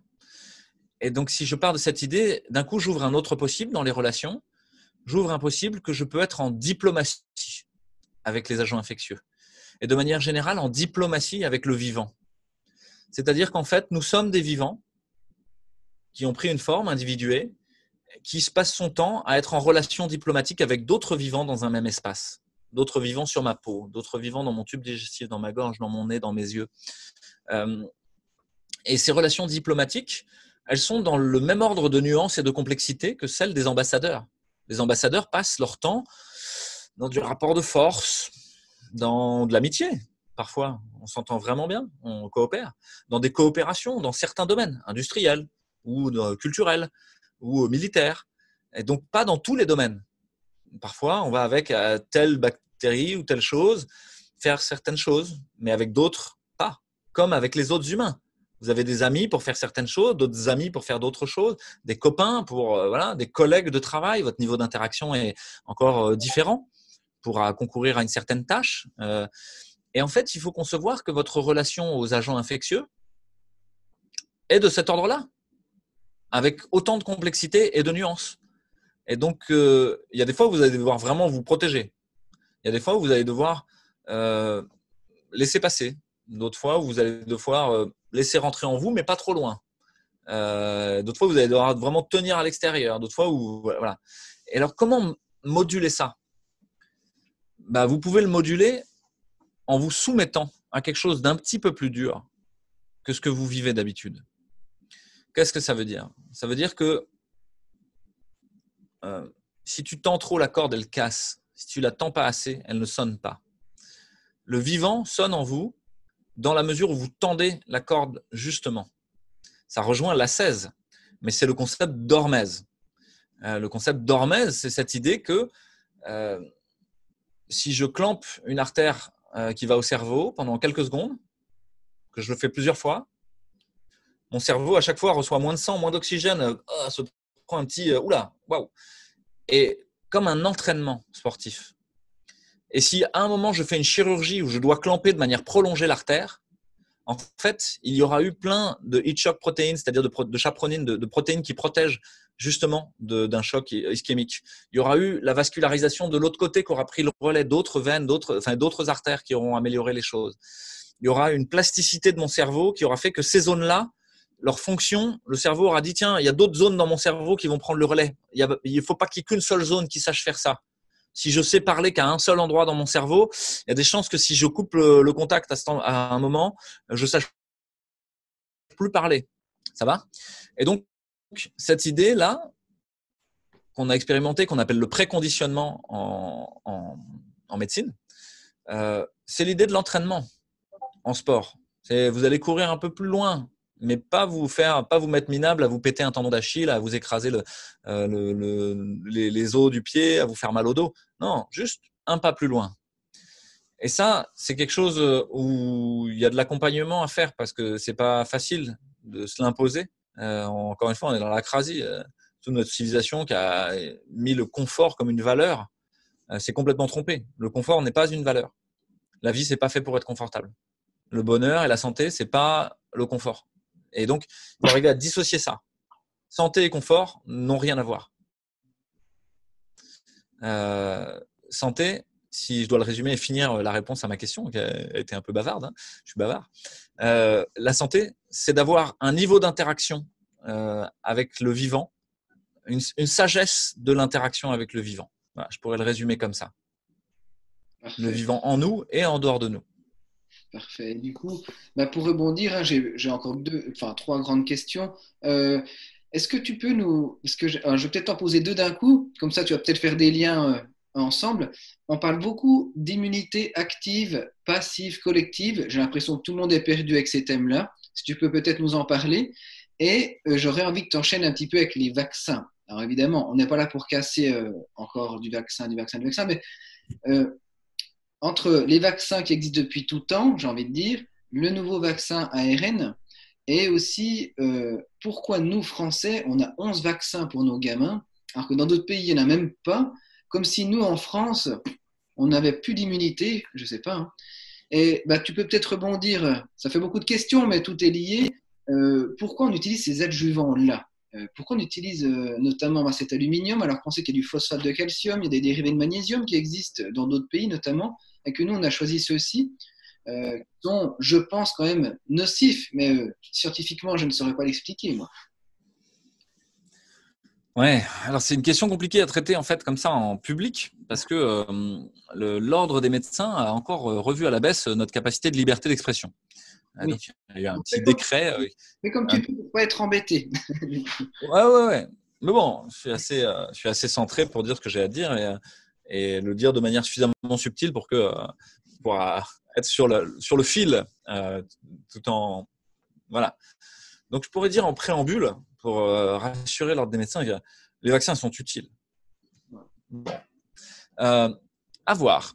En tout cas, comme tout dogme, je crois que ça vaut le coup de se renseigner, d'aller travailler, d'aller regarder les gens qui ont regardé les courbes épidémiques des différentes maladies dont on nous vante que la vaccination les a éradiquées, et de regarder quel était le rôle, la part de la vaccination. Et elle est peut-être pas nulle, moi je n'exclus pas ça. Et est-ce qu'elle est prépondérante? Est-ce qu'elle est majoritaire dans l'éradication de ci, de ça, etc. Dans l'éradication en plus, c'est une drôle d'idée. C'est saut XXe siècle de vouloir éradiquer une maladie. Quelle drôle d'idée. En permaculture, si vous cherchez à éradiquer une mauvaise herbe, il y en aura une autre. Ça n'existe pas. La mauvaise herbe, c'est une plante bio-indicatrice, on dit. Donc, si vous voulez éradiquer un virus, vous avez de bonnes chances que il y en a un autre qui prenne la place. Quand vous voulez éradiquer une bactérie, il y en a une autre qui prend la place. Donc, plutôt réfléchir au contexte qui a fait que ce virus émerge, dans quelle terre a émergé cette mauvaise herbe. Ça, c'est plus intéressant. Le problème du terrain chez Béchamp ou du pasteurisme. Donc, à mon sens, je crois que la médecine allopathique a fait le choix du pasteurisme et que c'était un choix qui était propice à ce dont on a déjà parlé, c'est-à-dire à vendre une remédiation technique. Puisque finalement, s'il vous faut une solution extérieure pour vous défendre de quelque chose où, en travaillant sur le terrain, peut-être que vous auriez pu y survivre largement. Voilà. Moyennant quoi, je ne veux pas rester sur cette image forcément que binaire, c'est que on est aussi dans un état des lieux actuel de la santé des gens qui est qu'on est quand même en assez mauvaise santé et que ça va crescendo et qu'on a créé chez nos contemporains un niveau d'immunodépression, un niveau de fragilité qui est significatif. On a parmi nous, autour de nous, des gens qui sont dans un mauvais état immunitaire. Alors, il y a des gens dont c'est évident, des gens qui ont une greffe de rein, qui sont sous immunosuppresseurs, bien sûr. Les gens qui ont un cancer avec des chimiothérapies en cours et qui n'ont pas beaucoup de globules blancs ou des lymphomes, des leucémies, bien sûr. Et ces gens-là, peut-être qu'il faudrait vraiment réfléchir mais effectivement, peut-être qu'ils ont besoin de se protéger. Ou alors, il faudrait réfléchir à comment on traite leur cancer, etc. En amont. Mais ils sont là. Donc, ils sont quand même là. Ils existent. Et donc, on ne peut pas faire semblant et dire, bon, bonne chance, voilà. Il y a aussi besoin d'en prendre soin. Donc, en ce sens-là, je me dis que les vaccins, notamment peut-être contre le pneumocoque ou des choses comme ça, ne sont pas forcément inintéressants chez les gens qui sont très fragiles. Après, sur la question des 11 vaccins, on est vraiment sur une question très touchy politiquement et économiquement. Mais je crois que les gens ne sont pas dupes, en fait. Les gens ne sont pas dupes. Un enfant qui vient de naître, qui a 3 mois, etc. Enfin, quelle drôle d'idée, quoi, pour certaines des maladies.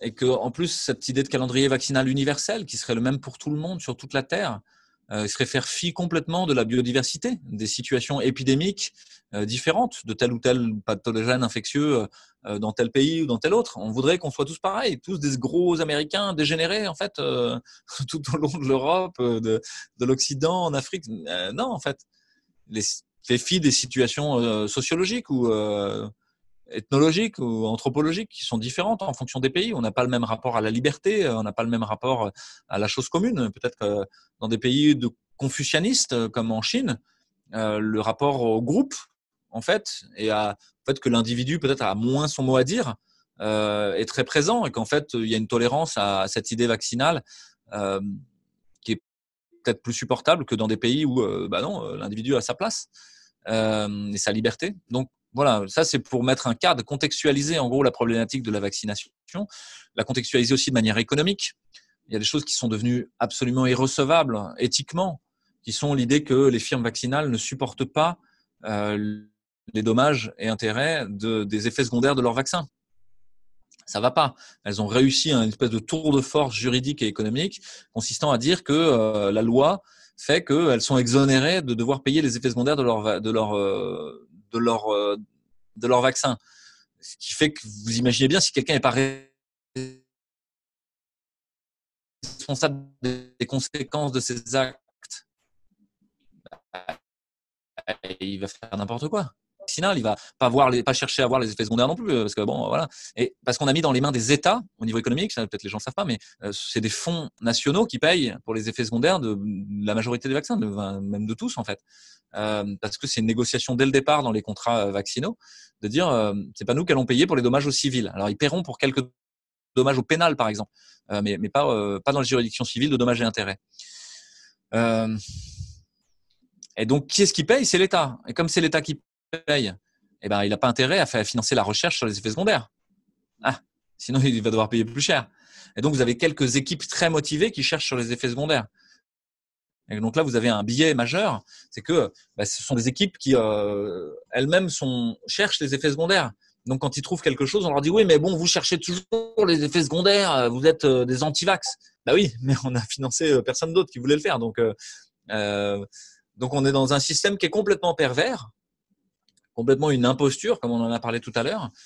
Pervers, j'entends au sens où il est à l'envers par rapport à ce qu'il devrait faire, à l'envers par rapport à ce qu'il devrait être.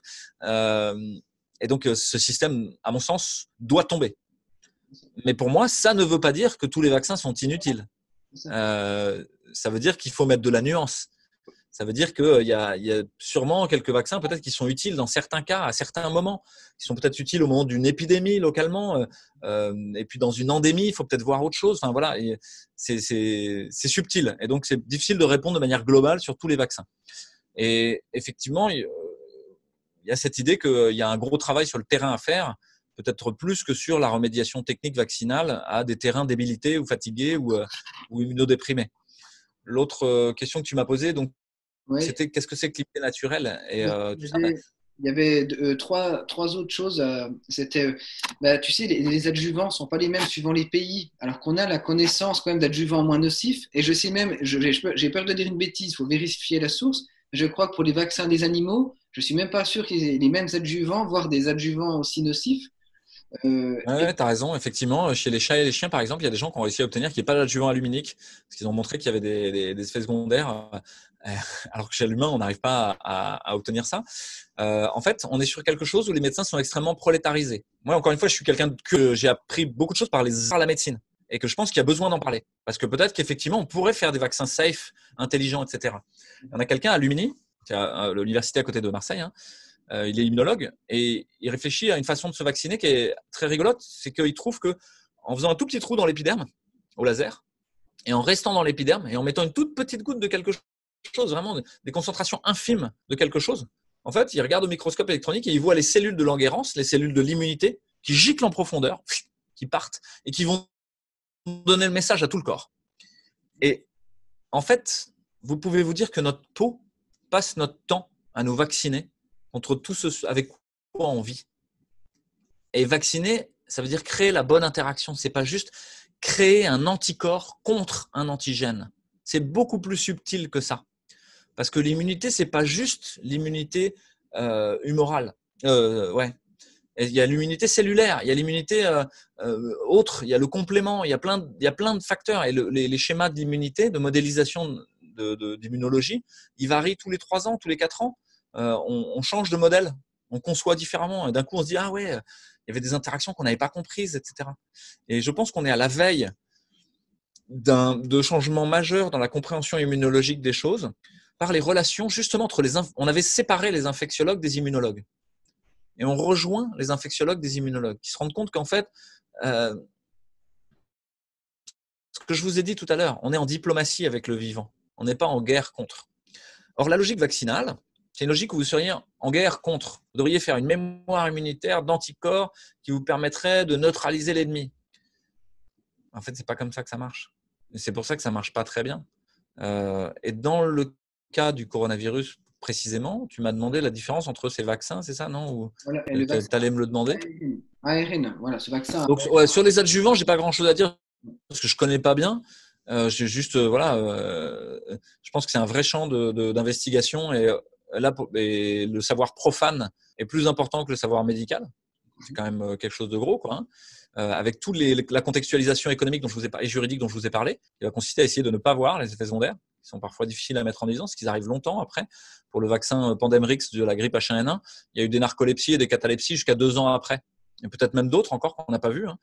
Mais ça veut dire que si vous voulez faire le lien, et encore ça a été fait là le lien, mais si vous voulez faire le lien entre un effet secondaire et un vaccin, une maladie dysimmunitaire qui survient, dont le trigger sera la vaccination, c'est-à-dire l'élément déclenchant sera la vaccination, mais en fait ce sera l'accumulation de plein d'autres choses aussi en même temps.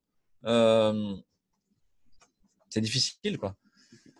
Et donc je disais, juste, si tu pouvais, est-ce que tu peux nous aiguiller sur ce que c'est que ce vaccin à ARN pour nous informer un petit peu ou pas? Oui, je peux vous aiguiller déjà sur quelqu'un qui s'appelle Thierry Velot, V-E-L-O-T.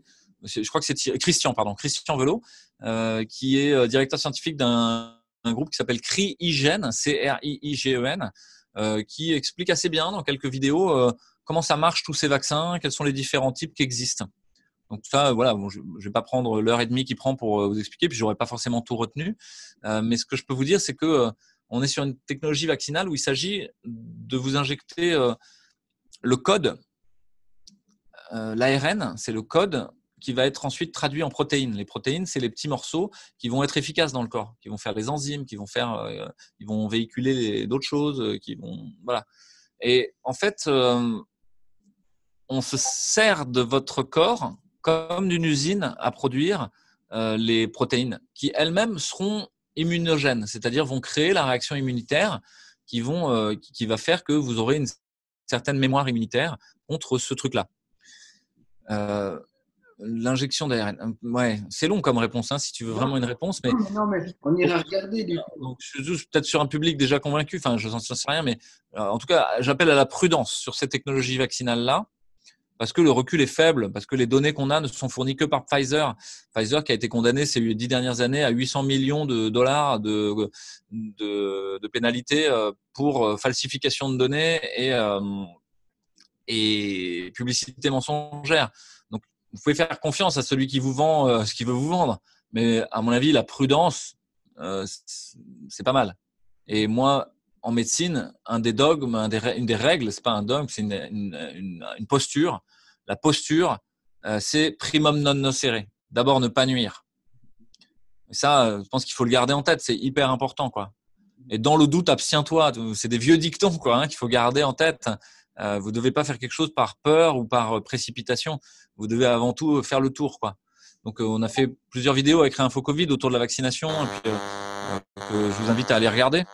Alors, passive et active, je sais pas très bien ce que ça veut dire, donc je peux pas t'éclairer là-dessus, sur l'immunité active et passive. Sur l'immunité collective, c'est l'idée que on est un groupe de population face à une épidémie et que si quelqu'un se défend lui-même, déjà, il évite de le transmettre à un autre éventuellement, et puis il va diminuer la diffusion du virus. C'est-à-dire, effectivement, c'est comme si tu imaginais que nous sommes le terrain du virus.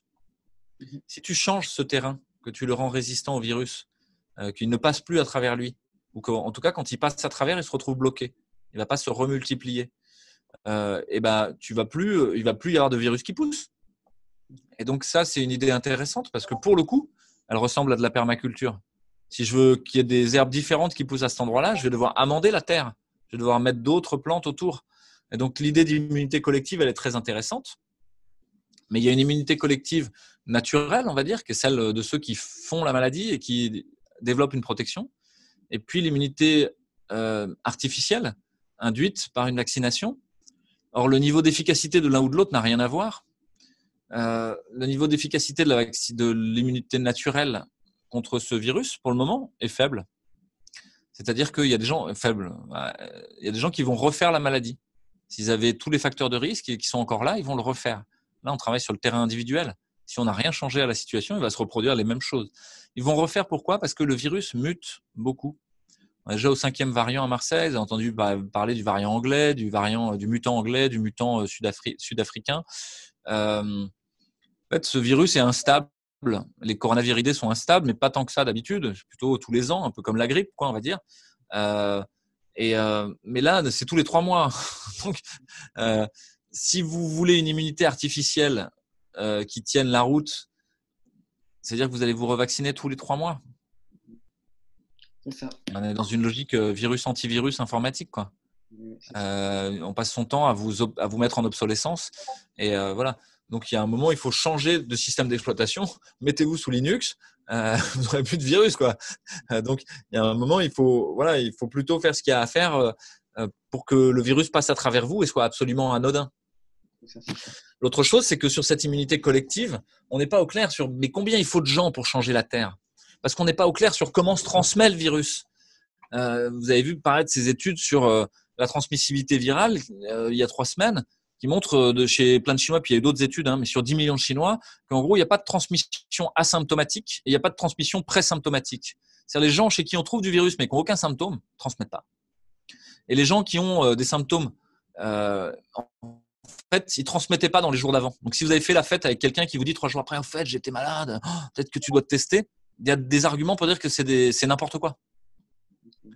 L'autre chose, c'est que si vous testez, je crois qu'il ne faut pas se tester en étant tracé par les ARS, par le système, par tous anti-Covid, etc. Il faut développer plutôt de l'autotest à domicile, où en gros, voilà, si vous êtes virifère, vous allez peut-être vous isoler un peu, rester tranquille, comme on fait quand on est malade en vrai. On reste tranquille, quoi, dans son coin. Parce que les tests qu'on vous propose dans des barnums dans la rue, ça correspond à du tracking, quoi. À la fin, votre fichier, voilà. Donc ça, voilà, là je suis sur la ligne rouge clairement. Mais globalement, l'IHU le défend aussi en disant mais achetez les autotests en pharmacie, ils ont ce qu'il faut de sensibilité pour voir si vous êtes virifère.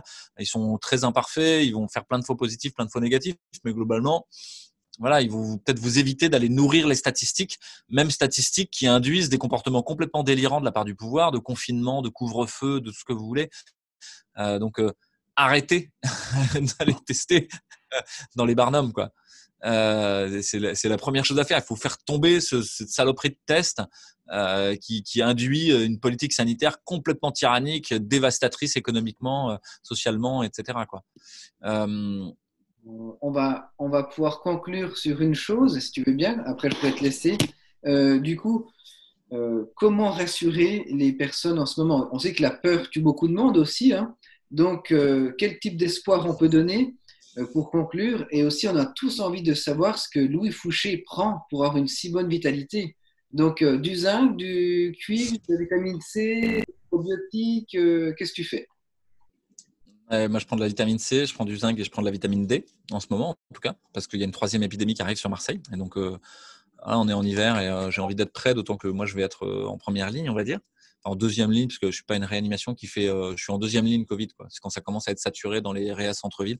Je suis en centre-ville aussi, mais à ce moment-là, on prend le relais. Donc voilà. Donc moi, je prends ça déjà. J'essaie d'être dans la joie et de me nourrir de joie, d'humour aussi, de dire tout ça va finir dans un grand éclat de rire. On peut espérer. Comme voilà, le verre d'Apollinaire. Mon verre s'est brisé comme un éclat de rire. Vous vous souvenez? En paillettes, quoi, en feu d'artifice. Toute cette crise s'arrête. Je suis pas sûr, mais on verra. Je pense qu'à la fin, on fera la fête quand même. Et puis, comment rassurer? C'est la question. C'est toute la question qu'on se pose avec Réinfo Covid. Hein. Oui. Des gens qui veulent pas être rassurés, des gens qui veulent avoir peur. Oui, c'est vrai. Et puis il y a des gens qui n'ont pas peur tous de la même chose. Des gens qui ont peur du virus, il y a des gens qui ont peur de Bill Gates, il y a des gens qui ont peur de l'OMS, il y a des gens qui ont peur de Macron, il y a des gens qui ont peur. Puis il y a des fois ils ont raison d'avoir peur peut-être, mais l'idée c'est de transformer la peur en prudence et puis de transformer la colère en courage. Et à mon sens, on est encore dans une relation diplomatique. Donc c'était le fil rouge de notre entretien. Mais c'est que si vous êtes en conflit, vous allez casser le lien et vous allez polariser l'autre dans sa posture. Donc si vous cherchez à expliquer à quelqu'un qu'il a tort et à le convaincre, comme dit Thomas Dansbourg, c'est quelqu'un qui fait de la communication non violente, il dit il n'y a personne qui a envie d'être un con vaincu. Et donc il y a besoin du temps, puisqu'on a parlé de ça aussi, on a parlé du temps. N'espérez pas dans une discussion avec quelqu'un qui change d'avis à la fin. Ça n'a aucune chance d'arriver. Voilà, je vous le dis, ça ne m'est jamais arrivé. Par contre, espérez avoir posé des graines, planter des graines. Planter des graines qui sont de nature, de regarder la réalité en face. C'est-à-dire d'essayer d'être objectif vous-même, de ne pas être dans des biais de confirmation ni rien, de regarder les choses, les différents témoignages, de regarder qu'en fait, il y a des gens qui ne sont pas d'accord et qui, peut-être ça a du sens, mais peut-être ça n'en a pas. Mais en tout cas, le regarder, quoi. Et après, le digérer, dire j'ai regardé la réalité, j'ai vu plein de choses différentes. Et moi, une fois que je l'ai digéré, j'en ai fait ça. J'en ai fait cette idée-là que on est dans une épidémie qui est peu ou prou de l'ordre de grandeur d'une grippe saisonnière, un peu plus sévère peut-être, que la transmissibilité est finalement assez faible, que les tests ne sont pas des cas, que la majorité des tests positifs sont des asymptomatiques ou bénins, que finalement il y a très peu de gens qui sont graves et en réanimation, que même chez ces gens-là, on a des thérapeutiques qui fonctionnent, que l'état actuel des choses qu'on a regardé, c'est en fait en ne traitant pas les gens, en ayant des interdictions sur le fait de traiter. On n'a pas utilisé les traitements antiviraux qui fonctionnent et qui sont en train d'être démontrés efficaces. On n'a pas utilisé le renforcement immunitaire dont on sait qu'il fonctionne et qu'il est efficace, dont on a déjà parlé, la vitamine D, le zinc, la vitamine C, puis le sport, la joie. Puis il y a sûrement plein d'autres choses à faire que moi je connais pas, mais qui sont à explorer.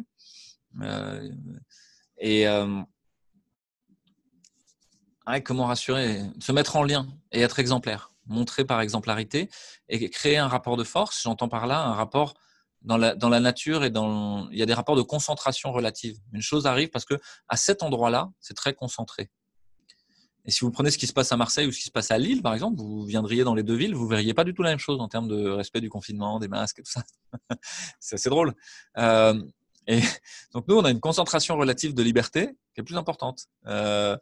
Et ça veut dire quoi? Ça veut dire que si vous voulez aller convaincre quelqu'un, mettez-vous à plusieurs. Groupez-vous d'abord entre gens qui pensent qu'il y a un problème, qui pensent qu'on n'est pas proportionné, qui pensent que c'est pas mesuré ce qui est en train de se passer, qui pensent que l'immunité vaccinale, attention, peut-être qu'il faut être prudent ou attendre un peu ou voir qu'il y a peut-être d'autres chemins. Et groupez-vous déjà, retrouvez les gens avec qui vous êtes déjà un peu en phase. Parce que la solitude, là, va vous faire du mal aussi. Et donc, déjà, soufflez sur les braises du vivant. Et une fois que vous avez soufflé sur les braises du vivant, qu'il y a un petit feu qui est en train de prendre, nourrissez-le. Et donc, ça veut dire, mettez-vous à plusieurs devant une école avec des tracts, avec un parent d'élève, en montrant qu'en fait, on peut être sans masque, que les enfants peuvent jouer dans nos pattes et que c'est plutôt sympa, qu'on se serre dans les bras quand on se dit bonjour et que c'est ça qu'on a envie de vivre. C'est pas d'avoir peur dans son coin masqué, ça c'est pas souhaitable. Et si vous faites ça, si vous êtes nombreux, si vous êtes 20, vous aurez peut-être même rien besoin de dire. Il y a peut-être déjà des gens qui avaient un doute dans ceux qui avaient un masque et qui vont enlever le masque, qui vont venir vous voir, discuter avec vous. Ça y est, vous avez mis un peu de bois sur le feu. Il va être encore plus grand. Et puis petit à petit, vous aurez des gens qui veulent vraiment pas parce qu'en fait, ils ont plein d'autres peurs. Et le Covid, ça a juste catalysé d'un coup toutes les peurs qu'ils avaient. Et donc, ils veulent pas voir parce que ça leur ferait trop peur que le monde soit en train de s'effondrer, que notre société soit en train de se transformer. Ils ont trop à perdre. C'est trop confortable leur vie telle qu'elle est. Ils ont trop d'argent, ils sont trop bourgeois, ils sont trop, voilà, vous mettez le nom que vous voulez, hein, mais ils sont trop dans le système, donc ils n'ont pas du tout envie qu'ils changent.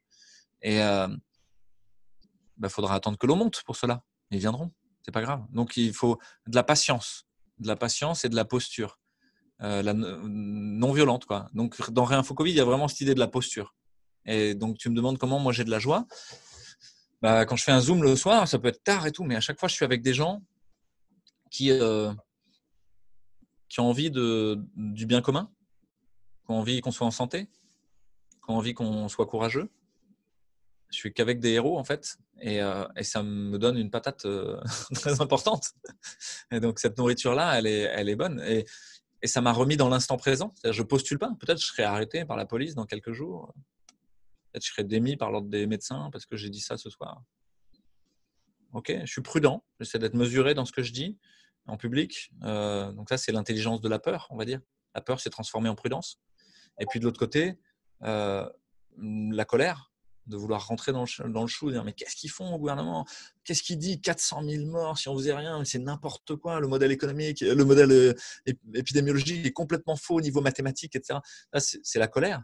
Puis après, l'intelligence de la colère, on va dire, c'est le courage. C'est dire, OK, je vais prendre le réel tel qu'il est et je vais essayer de voir ce que je peux faire. Et peut-être je ne peux pas tout faire. Je vais faire ce que je peux faire. Moi, ce que je sais faire, c'est parler, par exemple.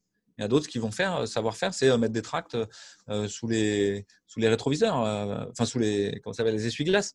Il y en a d'autres, ça va être de mettre en lien les gens, de les fédérer, d'arriver à dire tiens, on fait un petit groupe de parents d'élèves qui pensent qu'il y a quelque chose qui ne va pas avec les masques, avec les enfants.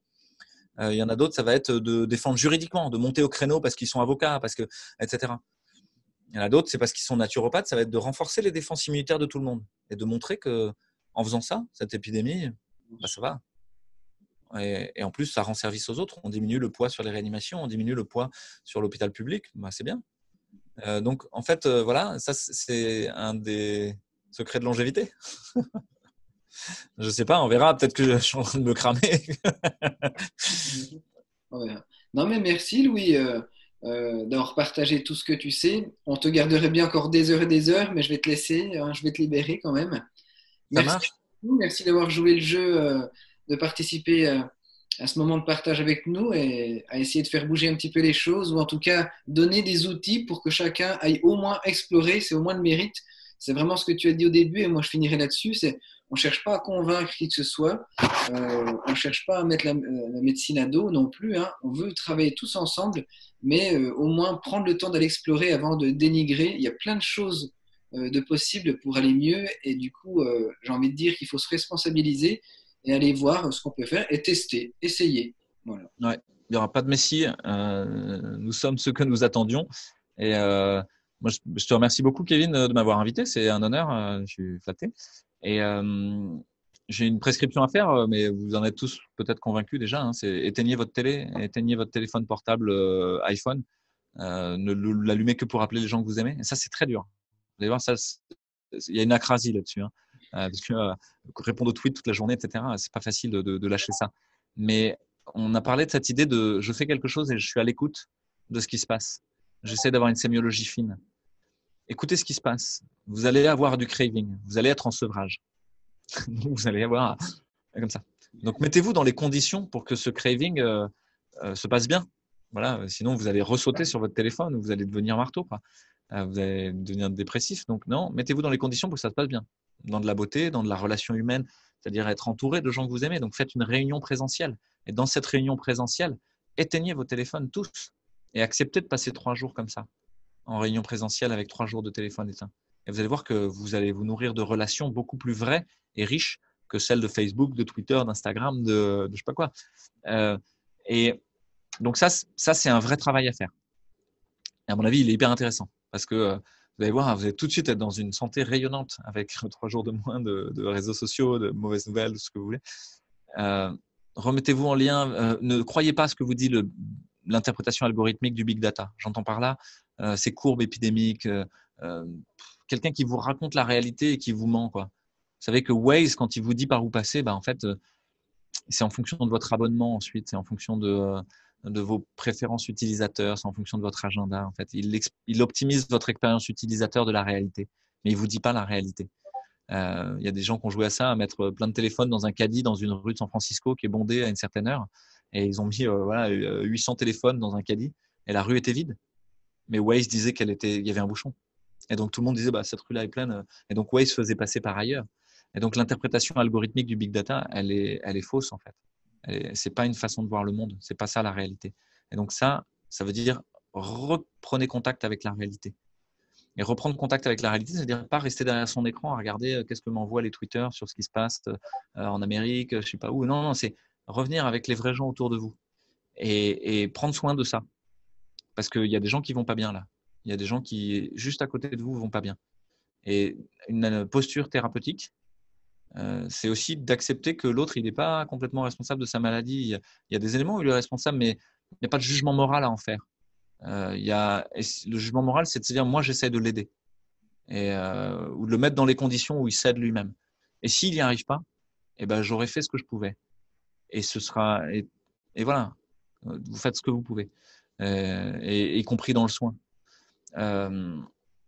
Donc, ça, c'est reprendre contact avec le réel et reprenez soin des autres. Prenez soin de vous d'abord, prenez soin des autres. Ça, c'est les éthiques de la permaculture, en fait, mais je les reprends à mon compte parce que je pense qu'elles sont justes aussi dans le soin. Prenez soin de vous d'abord, parce que vous ne pouvez pas vouloir la paix là-devant si vous ne l'avez pas là-dedans. Vous ne pouvez pas vouloir du courage des autres si vous n'êtes pas courageux. Vous ne pouvez pas vouloir que les autres n'aient pas peur si vous-même vous avez peur. Et donc déjà ça, transformez ça, cette écologie intérieure-là, remettez-la en place. Et une fois que vous l'avez mise en place, prenez soin des autres. Prenez soin des autres que vous aimez d'abord, et puis des autres que vous n'aimez pas après, parce que c'est un peu plus dur. Ce que je vous ai dit, soufflez d'abord sur les braises, et après, allez voir les autres. Avec ceux que vous aimez et qui vont vous aider à prendre soin. Parce qu'en fait, il y a ça aussi, c'est que prendre soin à plusieurs de quelqu'un, ça marche mieux. Et puis, prenez soin du monde dans lequel on vit, de la nature, de la beauté, du vivant, des animaux, des plantes, de l'air qu'on respire. Et là, c'est tout un programme. Je crois que tu as parfaitement conclu. Un grand merci à toi. Merci Kevin. Bonne soirée à toi. Bonne fin de dimanche. Merci. Chez toi. À bientôt. À bientôt. Au revoir. Yeah, let's go.